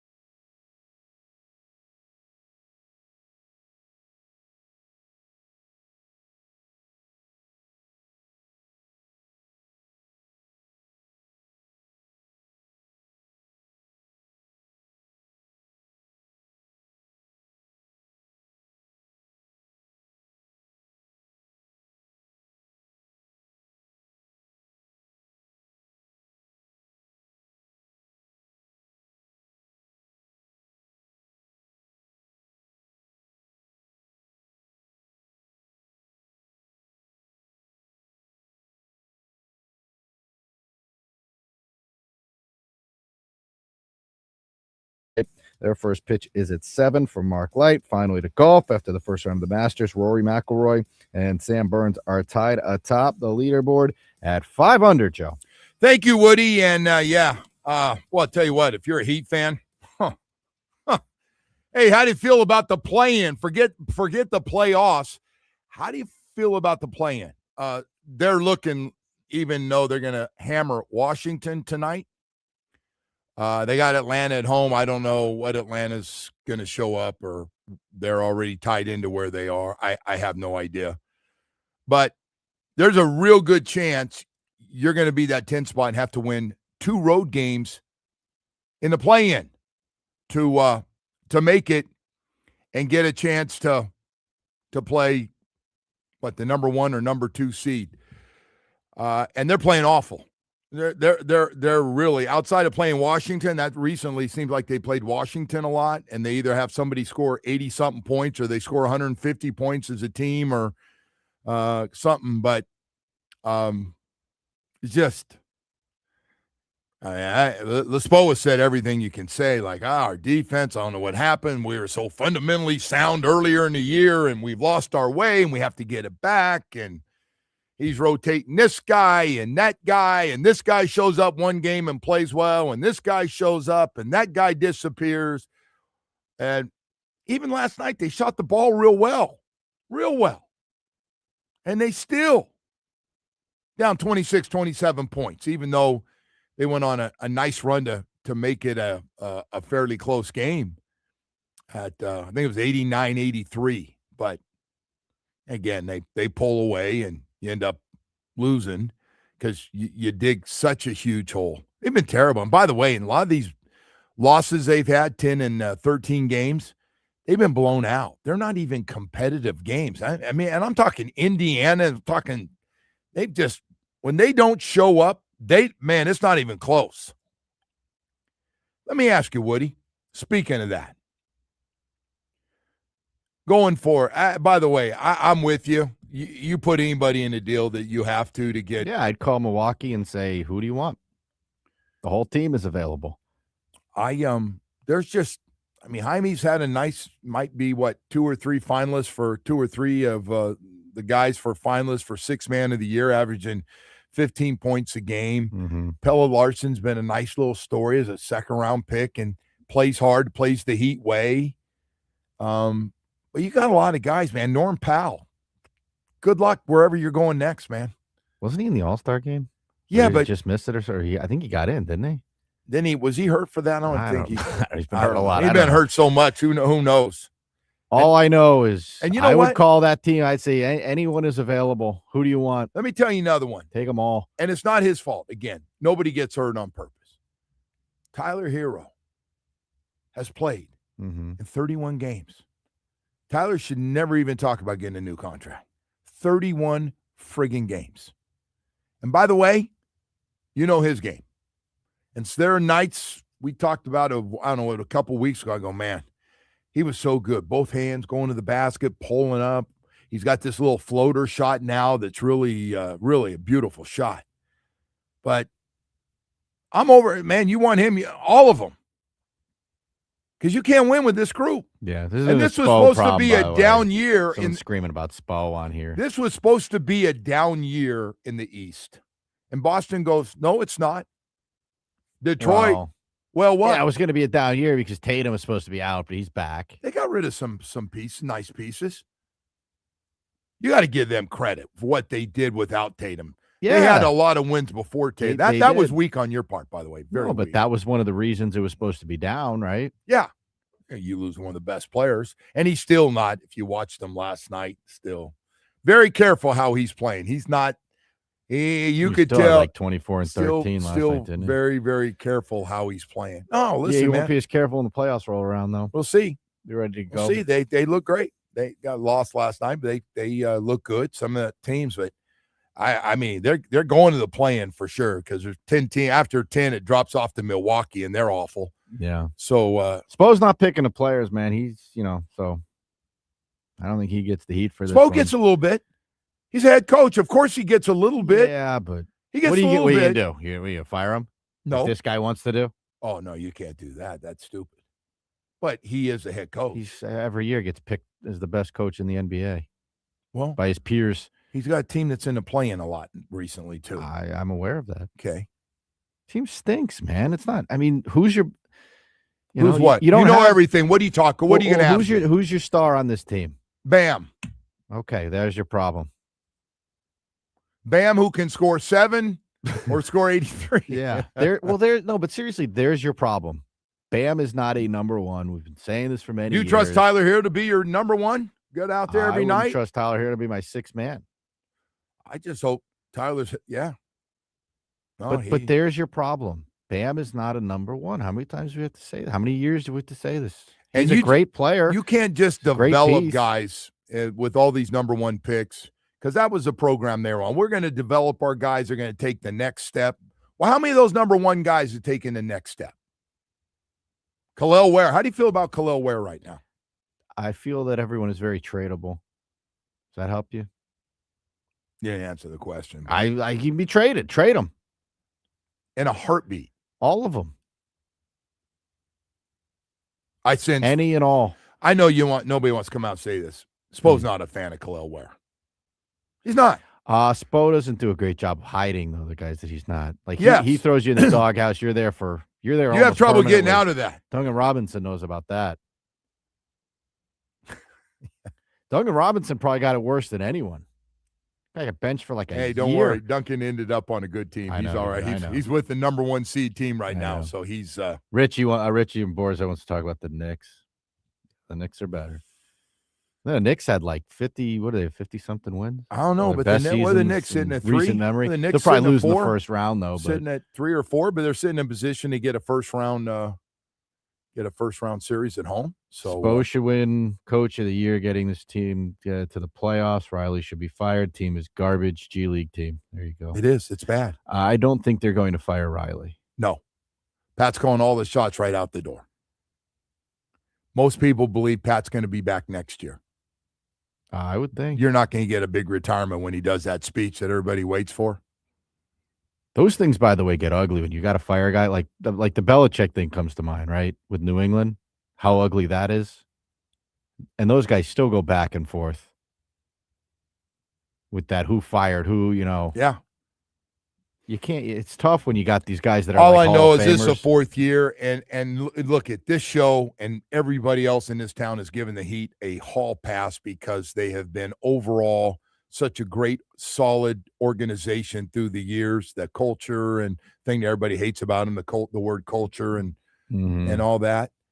But this is like, okay, this is 4 years of this. 4 years. And I want to hear about Jimmy Butler did it from the play-in and took us to the promised land. And, well, yeah, they act like the Heat are the only team in the NBA that has like a conditioning program, and But there are a couple guys that like, hey, enough. I don't care about their age or anything. They got to go. So said we're all tired of this trade, the whole team. Yeah, I'm with you, man. I don't think there's anyone on that team that I wouldn't put on the block. Well, so they are very sensitive about Bam. They are like, what are you talking about? You guys don't get all the things he does defensively, and he makes every – and I'm right. You're right. I'd like to get somebody – if I could and I could have Bam. Keep Bam as a number 2. I'd love Bam, and he could have Giannis next to him, and we'll go from there and see. But you can't – now, listen, if we get Giannis, you can't bitch it. He's hurt all the time. You can't have it both ways. He's at that age. Like Jimmy Butler part 2. Giannis will play hard now. Giannis goes hard. Jimmy played hard until he was angry. Okay. Giannis is angry, and they're fighting. How about this one? This is a weird one. The player wants to play, and the team says no. That's what's going on in Milwaukee. Giannis will play. But I don't think he wants to be a villain either, though. Like, Jimmy was clearly comfortable being a villain, right? He's the Jalen Ramsey of the NBA. But I don't think Giannis wants that role. He doesn't seem like that kind of guy. He seems like a nice guy. No, he's right. Like I don't think he wants to be hated by a whole city. I do believe that he and his agent went to the team privately, didn't make a big deal, didn't call their favorite NBA insider and said, we really wish you'd trade us. And we really like this place and this place. Can you get a place? Can you get something done with New York or Miami? Giannis would love to go to one of those locations. Can you please? He's been good. He's not going to say anything. Get what you can. We want to help you, and we're not going to say anything. We don't want to trash bag you because we suck so badly. But you don't think Giannis was one of the 6 anonymous sources that leaked the Google Me thing about Doc Rivers to Shams? Oh, I don't think that's his deal. He doesn't seem like that kind of guy. He goes, at least 6 people told me that Doc Rivers said, Google me. I'm the man. Doc Rivers. Oh, weird. What a bum. All right. Hey, Woody, I'm a bum right now, too. I got to tell you. What if someone did, like a coach did that? Can you imagine? Google me. Team stinks. Yeah. And he's standing in front of him. Yeah. Check my resume. I have checked, and your last couple stops haven't been great. Hey, we got to go to a break here. Want to tell you about Chef and Impact Windows and Doors, and of course, not only that, but roofs as well. They do it all for you, man. I want to just tell you a few things and why you should get it done before hurricane season or get the process started. Impact Windows are Hurricane Category 5 rated. That's what. Withstand 140-mile-per-hour winds. Loctite Impact Windows, Doors, and Roofing provides 100% financing, 0 down. Loctite Impact Windows, Doors, and Roofing, no interest, no payments for 1 year. Need roofing material? Hey, don't worry about it, man. They do it all for you. Tile, shingle, metal flat. We can go on and on about that. And not only that, but they do roofing repairs 24/7. They have part of their company now does that. Impact Windows as low as $6 per month per window installed. Don't wait for the next storm. That's always been the message from Loctite, and that's not going to change. They cover all of South Florida. Impact Windows as low as $6 per month per window per month installed. Don't wait. Again, permits and HOA approvals, so you don't have to worry about anything. They do it from start to finish. Loctite Impact is a licensed and insured contractor. You kind of get the picture now. There's some of the things I've reading to you, but hey, look at they want to take care of you, man. They cover all of South Florida. Don't wait for the next storm. Visit LoctiteImpact.com. Again, LoctiteImpact.com, or you can call. They got a great staff during working hours, 954-500-LOCK. Will answer all your questions, covering all of South Florida and ready to help you today.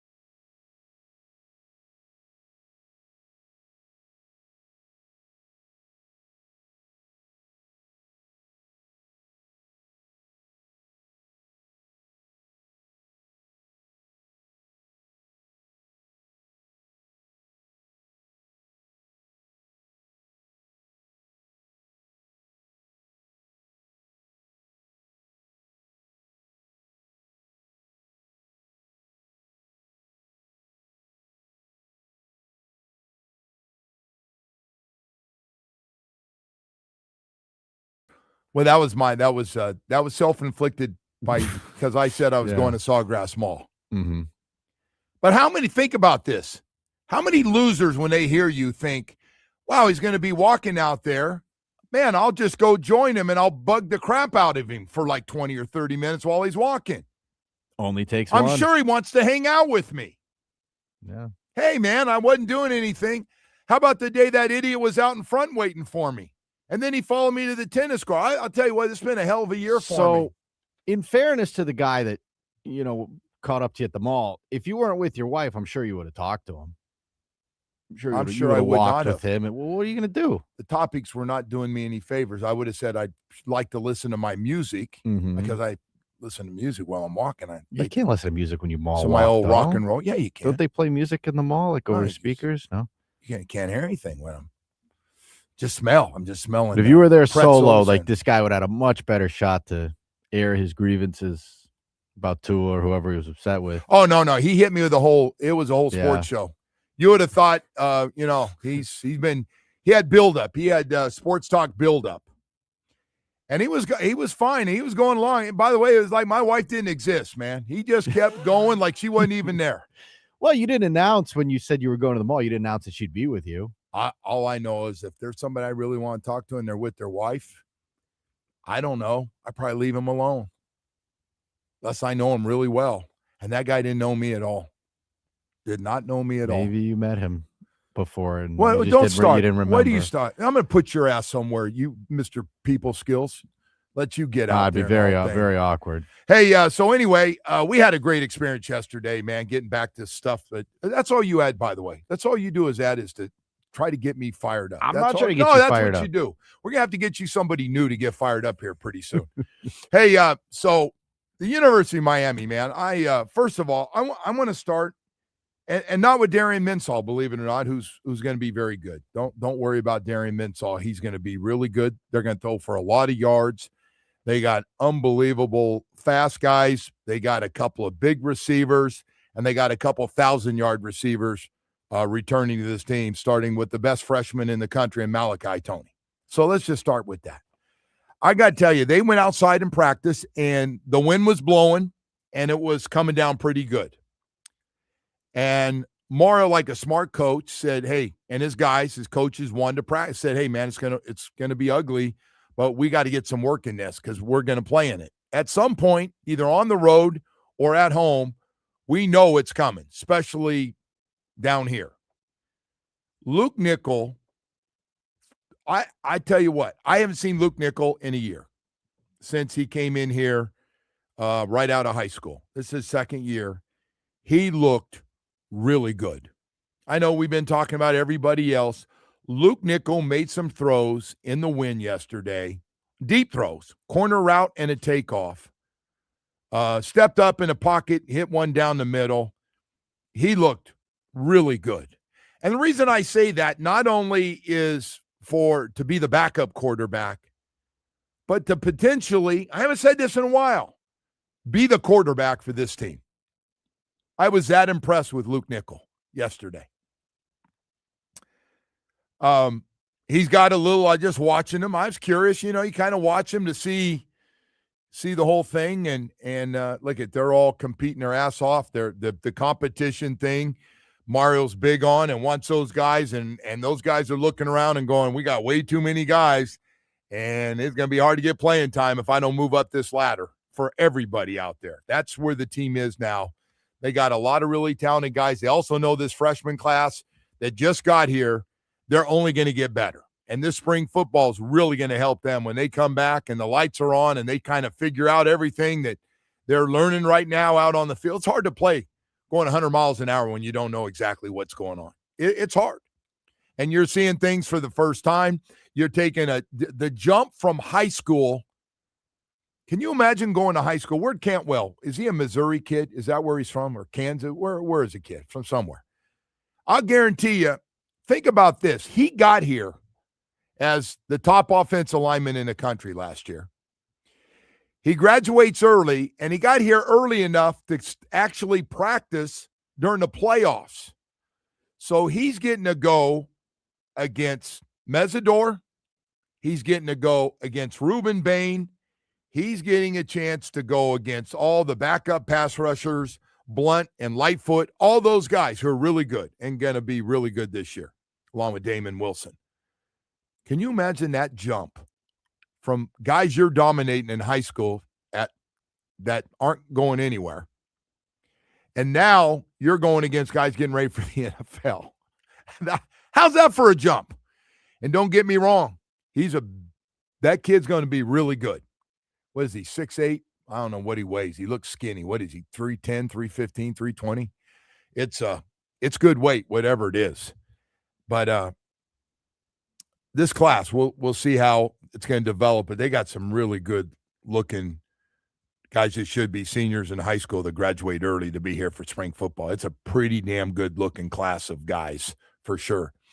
And then on top of that, man, there's a whole different feel out there because of what just happened through the playoffs, and it's just a different group. They've rested some guys for surgeries and injuries that'll be back in the summer when it counts. And so it's a great opportunity for a bunch of young guys. I'm also going to tell you some other stuff here. There's a really good chance, just so you know, you probably figured this out, you lost some really, really good offensive linemen. Really good. Maui Noah, Inez Cooper, Markel Bell, all getting drafted. I don't know if James Rockermeyer is going to get drafted or not, but he's a hell of a center last year. Those other guys are all getting drafted. There's a good chance this offensive line's not as good as last year's at anything. That offensive line was really good. And they really, I thought, played their best football in the playoffs. They were knocking Ohio State and everybody else off the ball. They had to run the ball late in the game against Indiana, and they set Fletch up for a long run. The blocking was great. There's a good chance they're not that good, but there's no reason they still, because they're really young, they can't be a really good offensive line, because they're only going to get better. Only going to get better. So I felt pretty good. And again, I saw a lot of mistakes and, guys seeing stuff for the first time. And if you're going out there going, hey, I thought there's – look, it's not – I saw this last year. It's not a finished product. It's not even close. Only big upside. Only large – it's like the Canes got 10 guys in the first round if we were talking about the NFL. They've got some really, really talented young guys from all over the country too, not just here. By the way, did you see the 2027 class? We can talk about that one. It's one or two in the country right now. Do you see who's got the top tackle in the country right now? St. Thomas Aquinas. Got a guy, I don't know, a lot of people think he's going to end up at the U. I hope so. But when you start talking about a guy being the best offensive lineman in the country, and he's a St. Thomas Aquinas, so might want to start sending that kid some nice stuff. Tell him, hey, need you down at the U. Help us out a little bit here, brother. Help us out a little bit. We've got more stuff to get to, but I did want to get some of that stuff out. Some guys who looked really good, and I thought Luke Nickel just made some great throws yesterday. I got a chance to talk to both coordinators, and they felt the same way. But, again, it's about shining out there. Darian Minsaw's really good. That's a given, so I didn't talk about him a lot. But I am looking at some of the young guys. J.J. Dunnigan's going to be a special one. Big, tall, strong. Does not act like a young guy that he just got here. That guy's got the maturity of Ed Reed, man. So see if he can play like him. Hey, man, we've got a lot of stuff going on. I do want to take a second this morning on a Friday to talk to you about something I think is always important, your mental health. And I never want to see guys going through it where guys I know, and all of a sudden I see them, I go, uh-oh, this is not good. You need some help.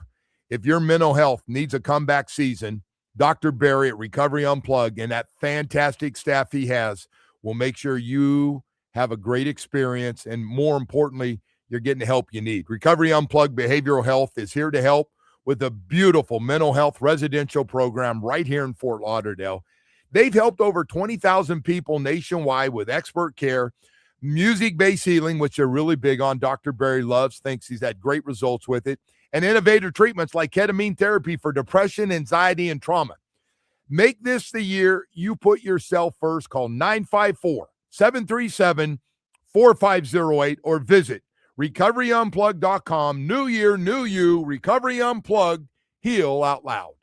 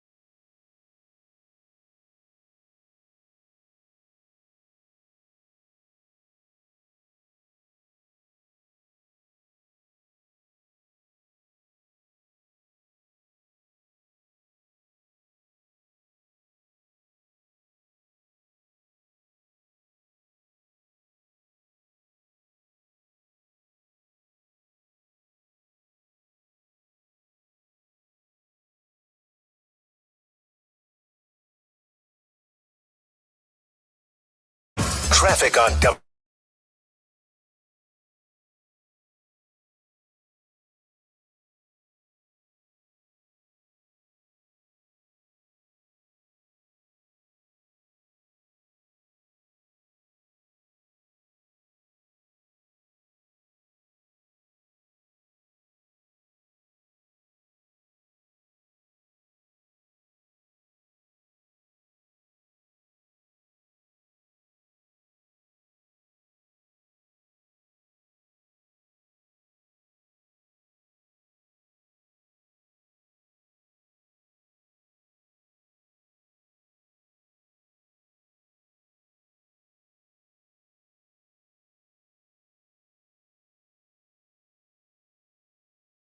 Great shows,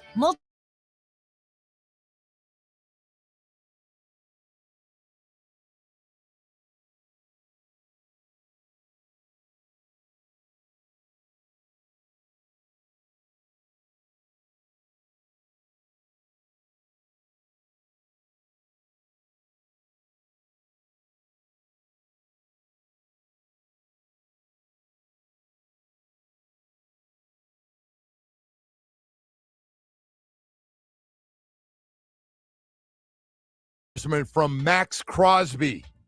Listen, I'm not sitting around here as a talking head. I'm sitting here watching tape of all these guys. And look at, man, he does some special stuff. He does have that bend thing. Oh, my God. He dips down low. And he's a handful. What's he weigh? 260? 265, would he sound right? 260 in there, 270. Really good against the run, just like Ruben. Yeah, 260. Yeah. Man, I can't wait to see where Mesidor is going to go. Some people got him in the second round. Going in the second round. Others going, that's crazy, Joe. Don't listen to that. We got a couple. I'm not sure right behind Ty Simpson, the most interesting story is going to be Akeem Mesidor as the second guy. That might be the second guy in this draft. Just sitting back, not doing the whole I don't have the colors on today like I did yesterday. I'm not so sure when you look at all the names and who might go up and down. Everybody's got Akeem Mesidor from like middle first round down to the middle second round or early second round. That's a big difference. Ruben might drop a couple of spots. I don't know, man. He's just too good. At some point, you just got to look at the tape and go, he's kicking ass against good players, and that's it. I don't care. And he's really good against the run. He is a tough mofo. And he's played at different weights. He lost some weight last year, so he didn't have to play inside so much. That's the other thing, man. Both these guys have been asked to play inside. Remember that time when they said, hey, kind of need you inside, man. Can you put some extra weight on? We're going to need you. Jeez. No, I don't want to play defensive tackle. You friggin' play. I want to be outside. Get my weight right and make some money. And they're both going to make some money. But thought that was pretty good from Max Crosby, talking about all these guys and watching them. And listen, man, he knows about it. They coach him up every day for the same things. And he's been one of the best pass rushers in the league for a while on a really bad team every year, Max Crosby for the Raiders. Matter of fact, he thought he was going to be a Raven for a cup of coffee and ended up coming back because not healthy from the injury, which kind of a weird story overall anyway. But yeah, I look at these mock drafts and Akeem Mesidor one. I'm not worried about Maui. No, I'm truly not worried about Ruben Bain. I'm truly not. They're going to get drafted, and they're going to get drafted, I think, pretty high, both of them. I will tell you, though, out there, Woody, did you notice who everybody was hoping the Dolphins would take? With that number 11 pick, I heard it more than once. I sure hope Maui Noah drops to 11. Joe, do you think they take him? So he's got to be on the list. It's not like that recheck thing was weird, that combine recheck or whatever you had to go back for. Check for an injury? Yeah, I guess it all checked out, but I don't know. Like Coach said yesterday, he hadn't missed a game since he's been here. So, I don't know. Maybe this play's hurt and he's hurt all the time. I don't know. Maybe just a tough ass. You know, that's the other thing about those guys. Remember Mesidor did get banged up in the one game? I thought he'd miss the next game. He didn't miss anything. All those guys, they get banged up. They're back. They didn't go, I'm done for the year. It'd be nice to get some high character guys. I mean, we've had our fair share. We've had our fair share. I called my problems. agent. I'm going to be another Yeah. week. Yeah, we've had our share of those.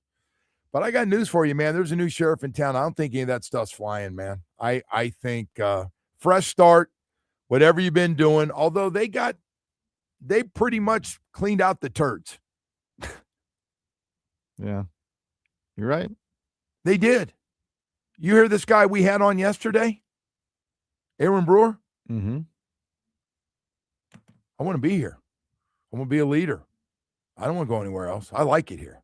This is where I want to be. I know it's at stake. Let's do it. So we got to have guys like that on this team. And by the way, you are special guys. Woody, to your point yesterday, and I don't want you to think I was blowing you off yesterday.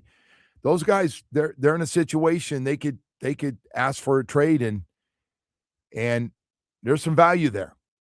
There is some value, and I understand if guys are going, I can't win, I don't want to be here, and if I make a new contract, I want to get it somewhere else. I don't want to get it here.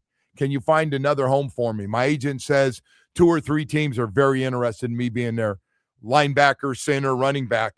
It takes a real special guy to go, you know what? I still want to be here. I'd actually be shocked if HN wants to be here. Well, I'm not Wouldn't saying you? that. No. But you keep asking me. I think I'd be everybody's different. stunned. So are you shocked Aaron Brewer wants to be here? I'm surprised anyone does at this point, to be quite honest with you. But, maybe they believe in what these guys are selling. Maybe they sat down with them and they believe in them. I think this thing's been bad for a long time, Joe. I think So for guys to want to be here in their prime is surprising. I think they're very aware of everything. And they're very aware of where they might they see everything we see. Dallas Cowboys interested in Jordan Brooks at linebacker. They know all that. Now the question is, Well, put yourself in HN's shoes. Pay me. It's not always just about money, though. But listen to you. But put yourself in his shoes. Would you want to be here? You ask me every day. Well, if I could go to Seattle or here for the same amount of money, probably go to Seattle. Yeah. Okay. But from the other side, it's a tough ask especially for a guy like him who knows they're going to run his ass into the ground, right? He's going to be the only weapon they have on offense. They're not just going to outside of whoever they draft. They're not just going to use him every down. He's going to be. They're not going to use him every down. High usage level there. Use him, of course. You're going to use him a lot. Hey, look at Buffalo. Use their guy a lot. Cook gets used a lot. He catches a lot of footballs, and they win a lot of games though. The thing. Well, he's going to be here to try to win games. You just want to be a Debbie Downer on this thing, or what are you doing? Not at all. I'm just saying, just put yourself in his shoes. Clearly they're rebuilding. Well, yeah. Right? No matter what they you say. To put yourself in his shoes. What would you want to do? What did Troy Aikman Troy Aikman says it's going to be a rough year. This Yes, 1 year is going to be rough. No matter what, you got to build it back up, and you got to get the talent's not close to where it needs to be. It might be right now, probably one of the least talented teams in football as of right now. And honestly, the only way it's going to get better is you got a whole bunch of young guys show promise and going, wow, we got a handful of more guys that are really good players, and then free agency next year. You got a lot of money. We have a massive question mark at the quarterback position. How good is Malik Willis going to be? They think he's going to be good, so I don't know. I hope they're right. I really do. He's got to have an offensive line. He's got to have somebody to throw to. Mm-hmm. He's got to have. You can't have 4s, 5s, and 6s running around out there. Boy. Jeff Ireland does, yeah.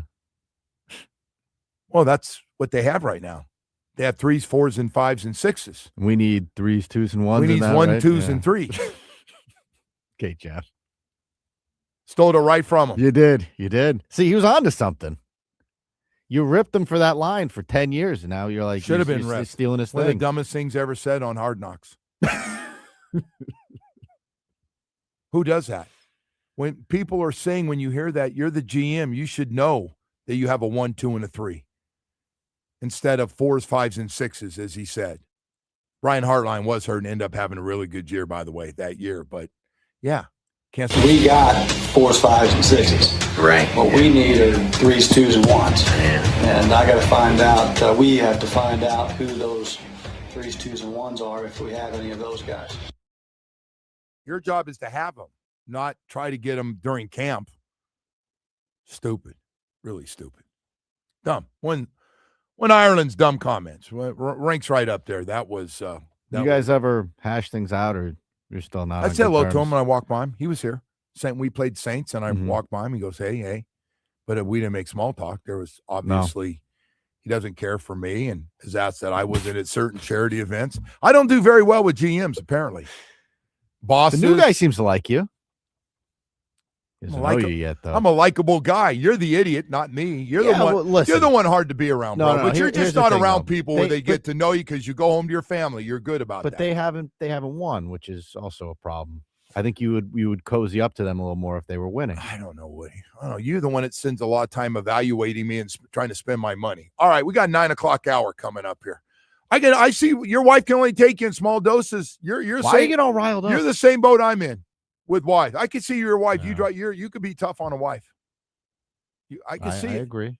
I'm the same boat. I Mine know. just told me, hey, Maybe man, we'll you're mall walk together. no, I don't want you mall walk. I want you find somebody else to mall walk. Find one of your friends. Those guys that you do that fantasy football thing and wears that same shirt you wear. Get one of those you said guys. You like to walk. those guys. Don't act all tough now. They are good guys. I Yeah. like them. They were nice at the birthday party to me. Very, very nice.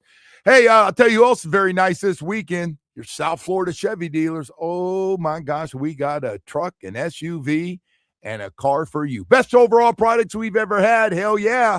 Man, doesn't get any better than what you have right now. And I'm telling you, across the board, starting with their trucks, I always go the lead-up hitter. Yeah, the strong, durable, powerful Silverado truck. Colorado's not bad either. But I'll tell you what, the Silverado 1500, the powerful Silverado HD, well, I'll tell you what, it's got everything you could ever want. Hell, we got a Silverado EV now, matter of fact. It's like we've custom-made a truck absolutely perfect for your lifestyle. From working, you work 5, 6, 7 days a week out of that truck. That's how you make a living. How about the truck to get the kids around? You need that extra space, and you still like to have the toys, be able to tow around the wave runners and the boat and all that stuff. We got a truck for you. Strong, powerful, ready to go. Durability's never an issue when you talk about the trucks that we have right now with this Colorado and Silverado family. How about the SUVs, though? Hey, let's hear it for the Suburbans and Tahoes, our big boys. And if you want to go a little smaller, you can never, ever go wrong with Traverse. Equinox, man, we got something for everybody. And yes, the Corvette is still the sexiest thing on the road. Well, I'll tell you what. And you don't have to go through a change in your life. You know, you get divorced, and first thing you do is either get the new young girlfriend or you get a Corvette. Man, I'm telling you right now, South Florida Chevy dealers, 14 dealerships, South Florida. Great deals going on. Take a test drive this weekend and fall in love at your South Florida Chevy dealer. If it's going down, you know we on it.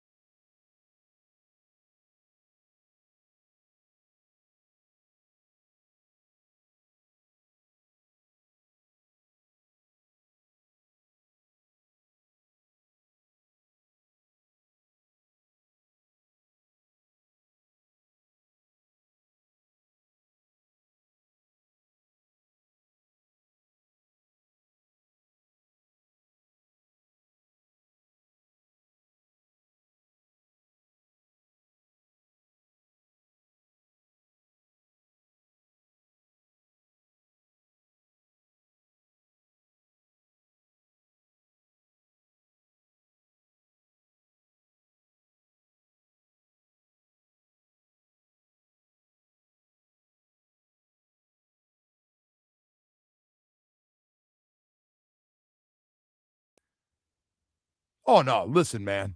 Vrabel probably could have kept his mouth shut, too. Like, to call the photos, what do you say, laughable? Well, what's he going to say? The photos show a completely innocent interaction, and any suggestion otherwise is laughable. Oh, there they are again. There they are. Yeah. Innocent. He's right. Innocent until proven guilty, right? Well, I mean, we didn't catch him doing the dirty. Just about. No, you're not. Come on. That's emotional cheating right there, right?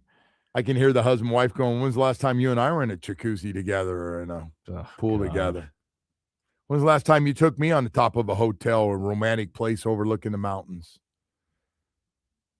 There's no place where that's okay. Like, that's just, I mean,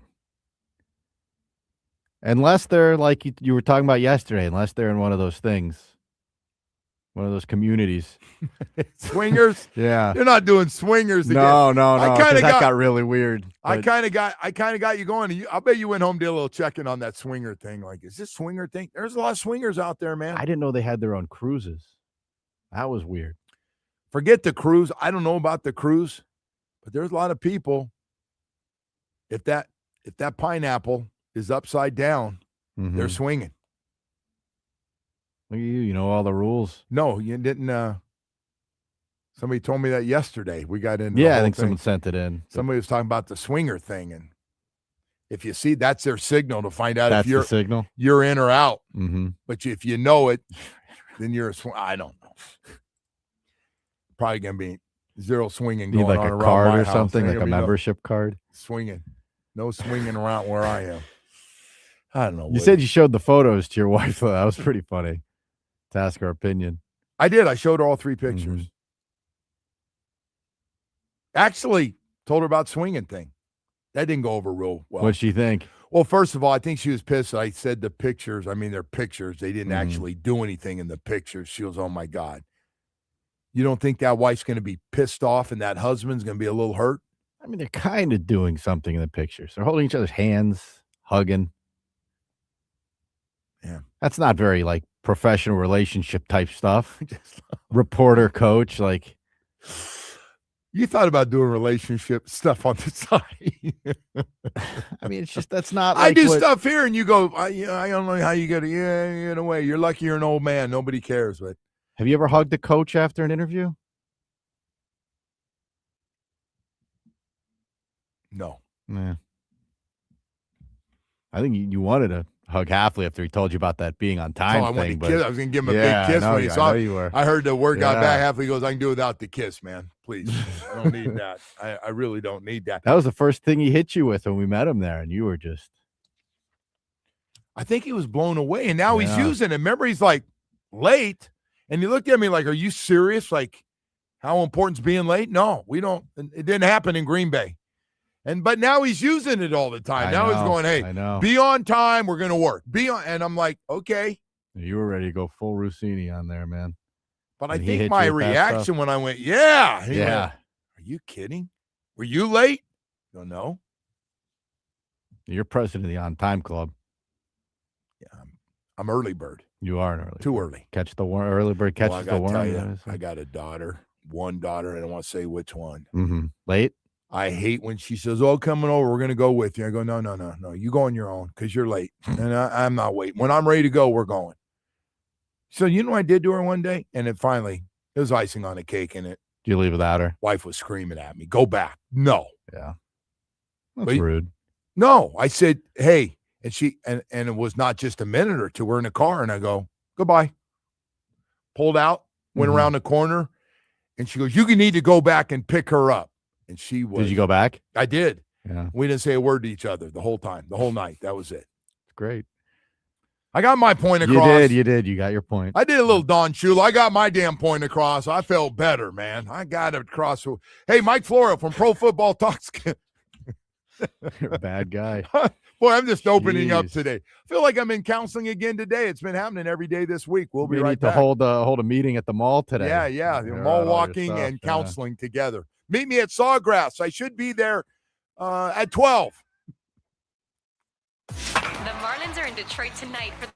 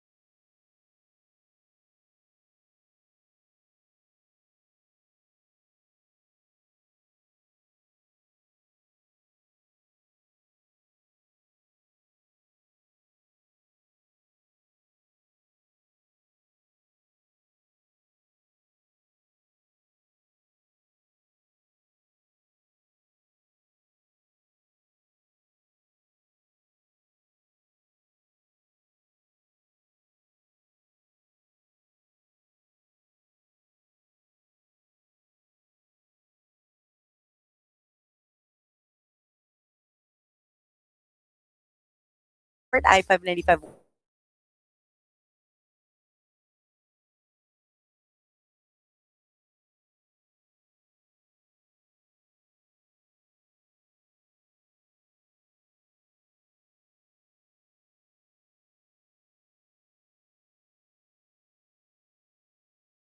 Slots, great.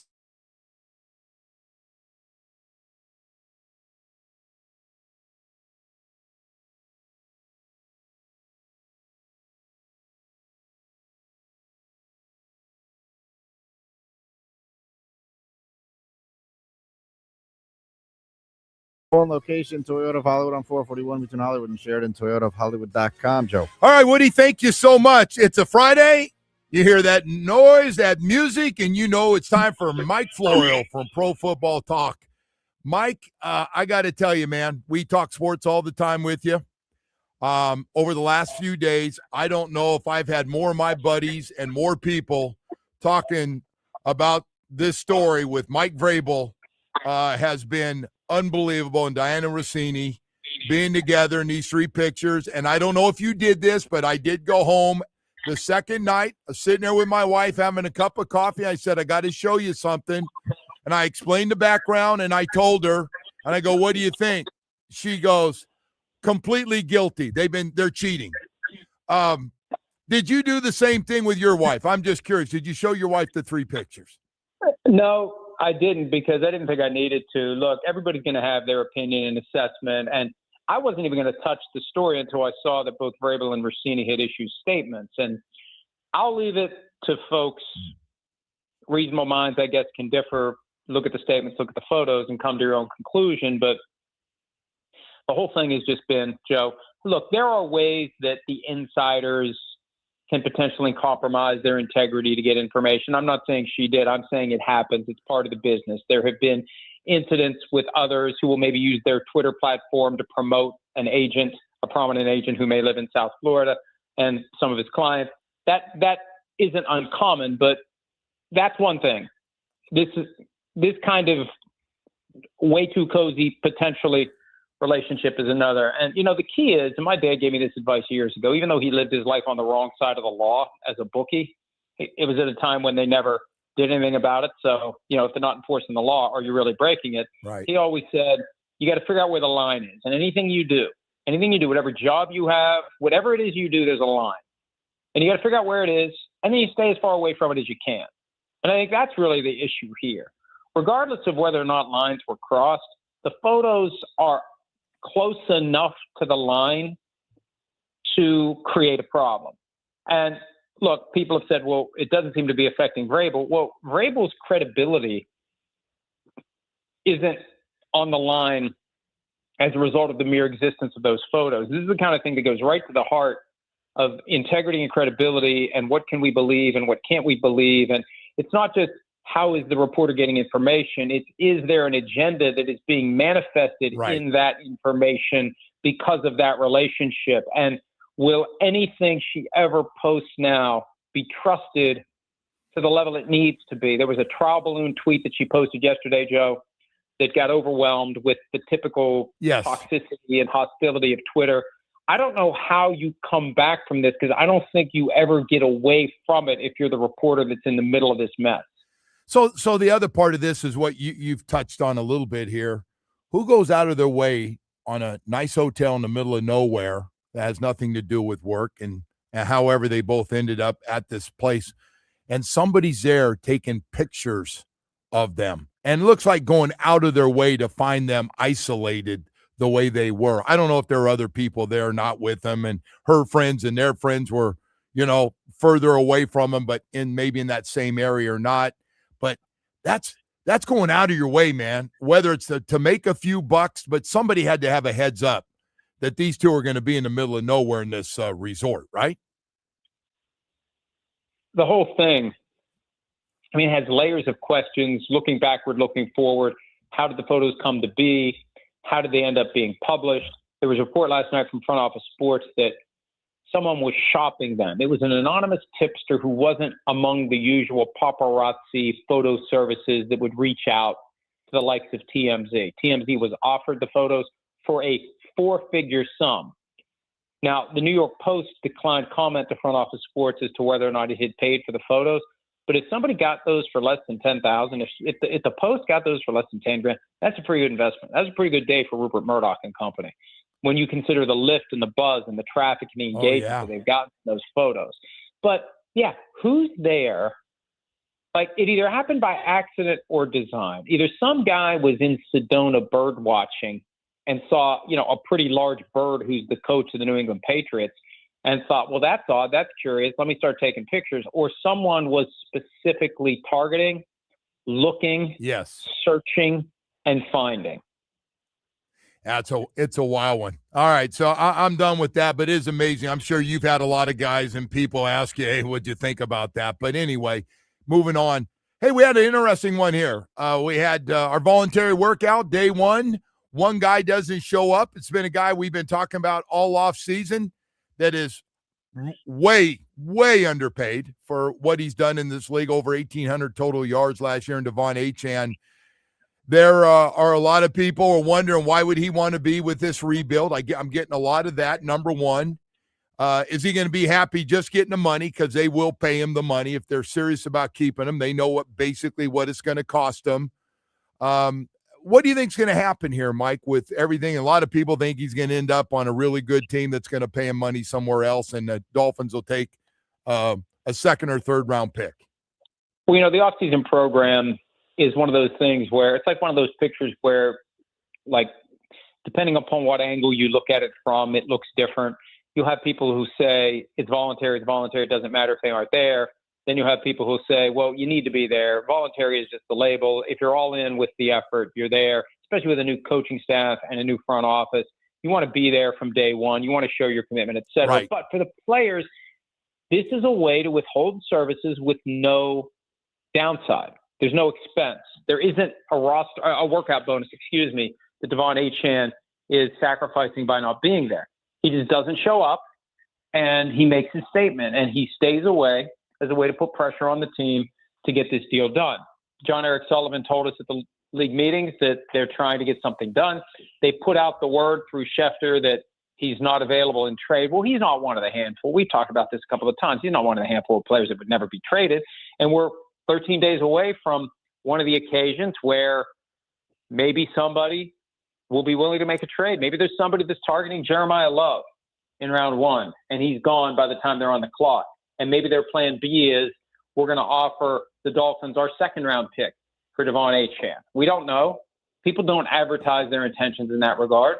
But the draft is an occasion for something like that to happen, especially with 18 hours between the end of round one and the start of round two. A lot of business can get done in those 18 hours. So I think a trade is still a possibility. A contract is still a possibility. And until then, he's staying away. The only downside to the player, if you're going to still work out anyway, there is value in working out in the building. If you're working out in the building and a freak accident happens, you get your full salary for the year. If you are not working out in the building and you get injured, the team can play hardball with you and say it's a non-football injury and we're not going to pay you. So that's the only downside. If you're going to work out anyway, you may as well work out in the team facility. You got insurance for your full salary for the year. But other than that, this is a way for a player to express his displeasure and to take a stand, and that's what he's doing. It's not, I don't feel like going. He's making a strategic decision to not go as part of the effort to get the contract that he deserves. And the issue with the running backs, for a lot of these guys, you put your best years in when you're stuck under a slotted rookie deal. By the time that you're due for your second contract, there's a lot of tread off the tires. You're older. They can go out and draft somebody younger, cheaper, healthier than you. And so it makes sense. He's eligible for a new deal. Go get one. And I think he's going to get one way or the other. The question is whether or not he ends up getting it from the Dolphins or from somebody else. The other part I get all the time, and Woody sits here and he hits me with, it's a great question. Why would Devon Achane want to be here with what he's seeing around him and what's going on? Why would he want to be on this team knowing it could be a rough year as far as having success next year? What would you say to that? Well, I mean, if you sit down and have a conversation with John Eric Sullivan and Jeff Hafley, and they explain to you what the plan is and how you're going to be a part of it and how you're going to be used, and I think that Devon Achane is their best argument for we're not tanking, we're trying to win. I posed that question to Sullivan last week because from the outside, people could look at this and say, you're getting rid of all these key players. And I think the Jalen Waddle trade was the moment where, because all the other guys, like, they needed to go. Right. And we're not surprised. Good call. Good call. You're right. Yep. But Waddle's the one where it's like, are you really trying to win? What are you trying to do here? And they are trying to win. And if they extend Achane, that shows we're trying to win. If they trade him, then I think that creates an even greater perception that they're already throwing in the towel. They're treating this as a redshirt year, and we're going to amass draft picks, and we're going to regroup, and we're going to take one step back in the hopes of taking 10 steps forward. And I frankly think, Joe, that they're in good hands with Sullivan and Halfley. I do too. Really do. I do too. I'm with you. Yep. And this whole Aikman thing that they're pulling off, I mean, if the league's going to let teams hire broadcasters to get them, as Troy Aikman said last week, information that the teams don't have or can't get, right. If the league's going to allow it, then the Dolphins are smart to do it. So I think right now, like, there's reason to be optimistic if you're a Dolphins fan that things are finally going to change for the better. Because I'm a firm believer in Sullivan and Halfley. And I think that once Achane sits down and talks to them about what the plans are, he may come around. And the key is going to be, is he going to get paid? Like, you're going to play for somebody. And, yeah, I'd like to play for a team that's a contender if I get my shot, but I also want to get paid what I can while I can. Because that window opens, and it doesn't stay open for very long when you're a running back. I wanted to ask you, this Troy Aikman thing obviously been a big topic, and he continues to talk about being here. And now we find out Coach Halfley said, oh, yeah, I talk to Troy sometimes. I'm just wondering, because he's also said that, well, hey, my team, the Cowboys, weren't interested. Jerry might use somebody else, but he's not using me. Well, a little jab at the Cowboys there. But it's interesting. He's talking so much without having a clear picture of how he's going to be used. I don't know why you do that, because it just opens up for all of us to go, I wonder what the league thinks about this. And he's so nonchalant about it, too. Now, again, Brady is the one that blazed this trail, and the league let him. This is all the league's fault. There's two different ways this goes. The league either slams the door, or the teams say, hey, we have a way to get a competitive advantage by aligning ourselves with anyone who is regularly at games in a stadium. And it's not just the analyst, the play-by-play announcers there at every stadium, getting access to information the team otherwise doesn't have or can't get. The sideline reporter, they're embedded behind enemy lines, seeing and hearing all sorts of useful stuff. Right. So that's why the league just needs to shut this down. It should not be allowed. The moment that Tom Brady had his bid for the Raiders at a very, very favorable rate, because Mark Davis was counting on Brady to, roll up the sleeves a little farther than he has and really work on making the team better. The moment that the league didn't say to Brady, you got to pick a lane here. You can work for Fox or you can own a piece of the Raiders, but you can't do both. The moment they allowed that, they opened the door for Troy Aikman, for Tony Romo, for Chris Collinsworth, for Kirk Herbstreit, for all the play-by-play, for all the sideline reporters, hell, for all the insiders too. And, this ties back to what we talked about at the top. You wonder what kind of relationships and arrangements are already out there that we don't know about. And I suspect there have been consulting agreements that weren't publicized, and that there may be consulting agreements that we don't know about that have been done quietly. Aikman's not the one that came out and said that he's got this deal with the Dolphins when they hired him as a consultant to help find a GM. I think the Dolphins leaked that. Yes. So this is on the league. And the problem now, as long as the Dolphins and the Raiders aren't high-end competitors, nobody's going to complain about it. The moment one of those two teams becomes a year in and year out contending, competitive, dominant team, that's when other teams are going to complain about this edge that they have. Until then, hey, go find somebody who gives you a similar edge, because if you don't, you're going to be at a disadvantage in comparison to the teams that have taken advantage of this new opportunity. But the league should shut it down. The league should say to the Raiders and to the Dolphins right now, you can't do this. They should say to Brady and Aikman right now, you can't do it. But the league doesn't like to go back and admit that it made mistakes. And it made a mistake when it let Brady do both jobs at once. Yeah. No. Troy, listen, he saw the door open. He said, hey, let me get in. This is something I might be interested in too. Hey, so I'm Joe, curious. let me ask you this, though. Let me ask you this. One more question on that point. What's an ESPN broadcast going to look like the next time they have a Dolphins game? Are they going to have a constant graphic on the screen with the score bug saying that Troy Aikman works for the Dolphins? How do you properly inform the audience that one of the guys calling the game is not unbiased? He said it. He said, my fingerprints are on this. I've got skin in the game. I am pulling for the Dolphins. How can he ever work a Dolphins game? Yeah, and by the way, every team gets a Monday Night Football game, right? No matter what. Is that right? I think. No, it's not guaranteed.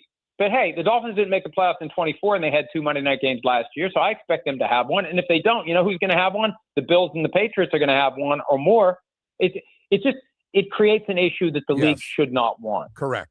No, it's I heard you guys talking about the Monday Night Football example was if it's the Dolphins and everything's been said. Yeah, I agree. And, hey, I'm curious to see how everybody around the league treats – I guess Brady hasn't had a problem with it, but now Aikman's doing it, and I'm curious to see, do they tell everybody, hey, you guys are meeting – coordinators, you're meeting with Aikman today or Brady, but, hey, careful with let's keep it real generic, okay, on stuff. So Dolphins play him in 3 weeks or something. Well, and that's how the league's dealt with it. The teams have to it's up to them to protect themselves. Well, that's bullcrap, frankly. Look, if you do that, you know who suffers? The viewer suffers. The viewer doesn't get the benefit of the robust, full extent of the information and access that the broadcasters traditionally have, so they can properly explain to the fan what's happening in the game. If you can't go to practice, if you can't go into the facility, and those are the 2 limitations that still apply to Brady. Now, I've asked the league multiple times about Aikman. First time they said, we'll address that situation at the appropriate time. After what he told Clarence Hill last week at the league meetings, the league said, we have no comment. And usually when they say we have no comment, it's like, we don't know what to say, and we don't know what to do, and we're in the process of figuring it all out. Oh, Mike, I love when you're working with the league on this stuff. They must see you coming and go, here comes friggin' Florio. I know what he's going to ask. We see his stuff, and and the whole deal. Hey, before I let you go, I am curious because I had a former teammate ask me, hey, how serious and how quickly does the league want to get to 18 regular season games? Where is it on the priority list? It's at the very top of the list. Joe, this is something that I was going to report during the Super Bowl pregame show, but due to constraints of time, it didn't make the cut. I reported it the next morning, and it's one of those things that has just slowly built, and it's become a given now for, others who cover the league. There is no date for the Super Bowl to be played in 22 months in Atlanta. February of 28. There's no date yet. And think about everything that goes into a Super Bowl. You got to have the convention center locked down for the week. Yep. Thousands of hotel rooms have to be reserved for the week. You got to have your plans in place. And if we're going to have the current formula, 17 games in a bye with the first games coming the weekend after Labor Day, we know that the Super Bowl in February 2028 in Atlanta, Super Bowl 62, will be played on February 13, 2028. We know that. Why don't we have a date?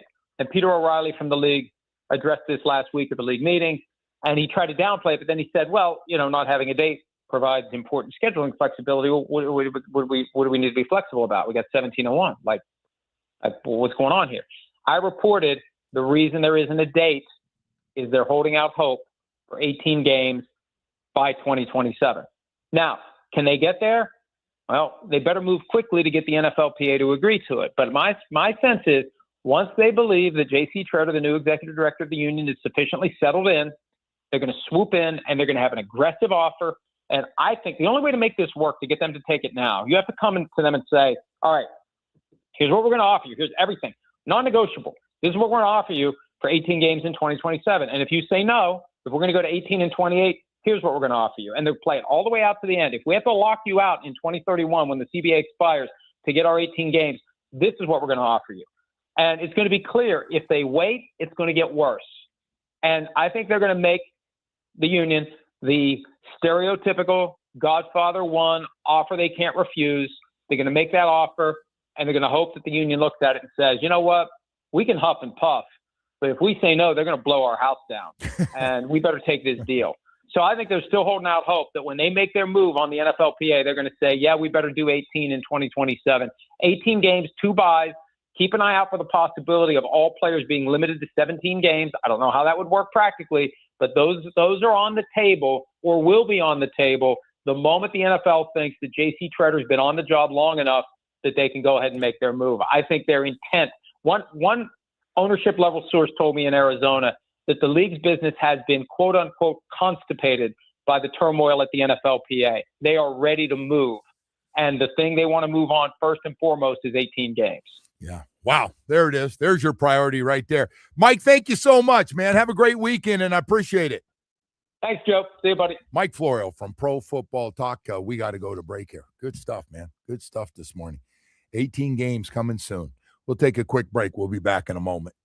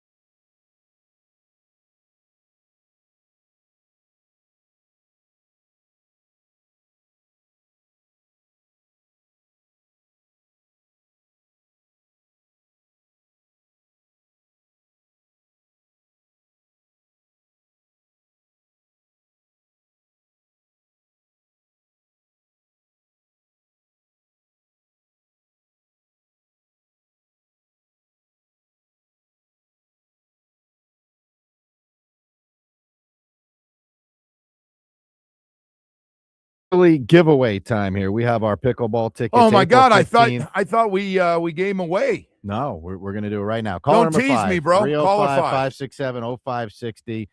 We will get you in. Pickleball Slam 4 coming up, Hard Rock. You April know them. 15th. You know all 4 by name now. Go ahead. Yeah, Andre Agassi. That's an easy one. Jeannie Bouchard, Anna Lee Waters. Very pretty woman. And your guy, James Blake. And James Blake's here. Yeah. James Blake probably going to come over and check out the Miami Open one more time before he goes down the turnpike a little bit to get ready to play a little bit. Boy, they get good crowds on for ESPN. So let's see if there we got somebody. Now they're coming in. They're just a little late there, coming in here to they're coming in. Boy, look at all the pickleballers wanting to go, man, out to Hard Rock. Maybe grab a little something to eat. Do that. There you go. Woody, you're in business, man. You got it right now. Hey, by the way, want to thank Mike as always for coming on. And it's funny. All the guys out here were just talking about it. I don't know if the NFL cares about who's doing games and what. I truly, the fact that they haven't reacted to it, I don't think they care. That's why they haven't done anything. They don't care. I know they care about this gambling thing. If something, not a good look if a player gets red flagged for doing something or jumping in and is stupid enough to have an account right now and be dealing with somebody. But I don't know. I think they want Brady and they want Aikman and all the rest of those guys as involved as possible, and they don't see it as a problem when they're doing a game. And so I do love the little jab, though, that Aikman has taken at I have all kinds of thoughts on the Troy Aikman thing as far as I think it really bothers Jerry if he's to tell the truth that Troy's down here doing stuff. And I think he probably thinks Jimmy has something to do with it because Jimmy Johnson and Troy Aikman, head coach and his quarterback, and they're very close. Probably not real happy. Probably a little hurt. Although his ego probably wouldn't allow him to let Troy get involved again because of Jimmy. And this whole thing that goes back with Jerry's really had a major problem. I think if you were to ask him, and he's taking the high road now, and, everybody's a Hall of Famer, owner Hall of Famer, head coach Hall of Famer. But I think it really, really bothers him that Jimmy, and most people that are knowledgeable about the game going, well, Jerry didn't have anything to do with this. This was Jimmy Johnson. It was Jimmy Johnson to put the teams together. It was Jimmy Johnson who did the big trade, known as the greatest lopsided trade in the history of football, NFL. And that Jerry doesn't get credit when they talk about Jimmy putting it together, and Jerry doesn't get credit, and that's why he's got his name on every title there is, and I think it bothers him. And I think the guy on top of that list to give him credit is his guy, Troy Aikman. Oh, listen, he was a guy. And anyway, it's stupid. And by the way, it was very weird to think that Jimmy Johnson had to wait. He got in the Hall of Fame before he got in the Ring of Honor. How does that happen? Instead of the Ring of Honor, with that team he put together that went on to win all those championships with and without Jimmy. They're all his teams, though. And he went into the Hall of Fame before he went in the Ring of Honor. That was owner ego at its best right there. That one was owner ego at its finest. No question about it. So anyway, we've got a lot of stuff. Glad to hear Mike nice things about the GM and head coach for the Dolphins. And I think a lot of people pretty excited and understand. I hope everybody's educated enough, as Troy has said, and he's right. And we have said this team's going to need a year before it has a chance to get competitive. And really, and they're going to try to win every game. And I'm not saying that. Yes, they'll play the best guys on the roster that they have. And but you just don't have enough.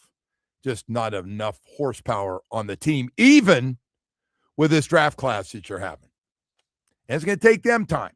And if this draft class is anything like last year's draft class, which it should be better because we got a lot more higher picks in the first 3 rounds. But listen, we still don't know how good this last year's draft class. We don't know how good it's going to be. We don't know. They got better. Some of them got better, but they had growing pains all year long, and they got off to a real slow start. So year 2 should be a lot better for everybody. You guys are definitely going to get better in year 2, more experience. They all got to play last year, and it should look better. Should look better overall, hopefully. Anyway, with all that said, man, got a big weekend. Masters going on. Should be fun for everybody sitting around. It looks sound like we're going to have some great weather. UFC's in town as well. UFC 327 at the Gasea Center tomorrow night. That's going on. So we got a lot of stuff here in town.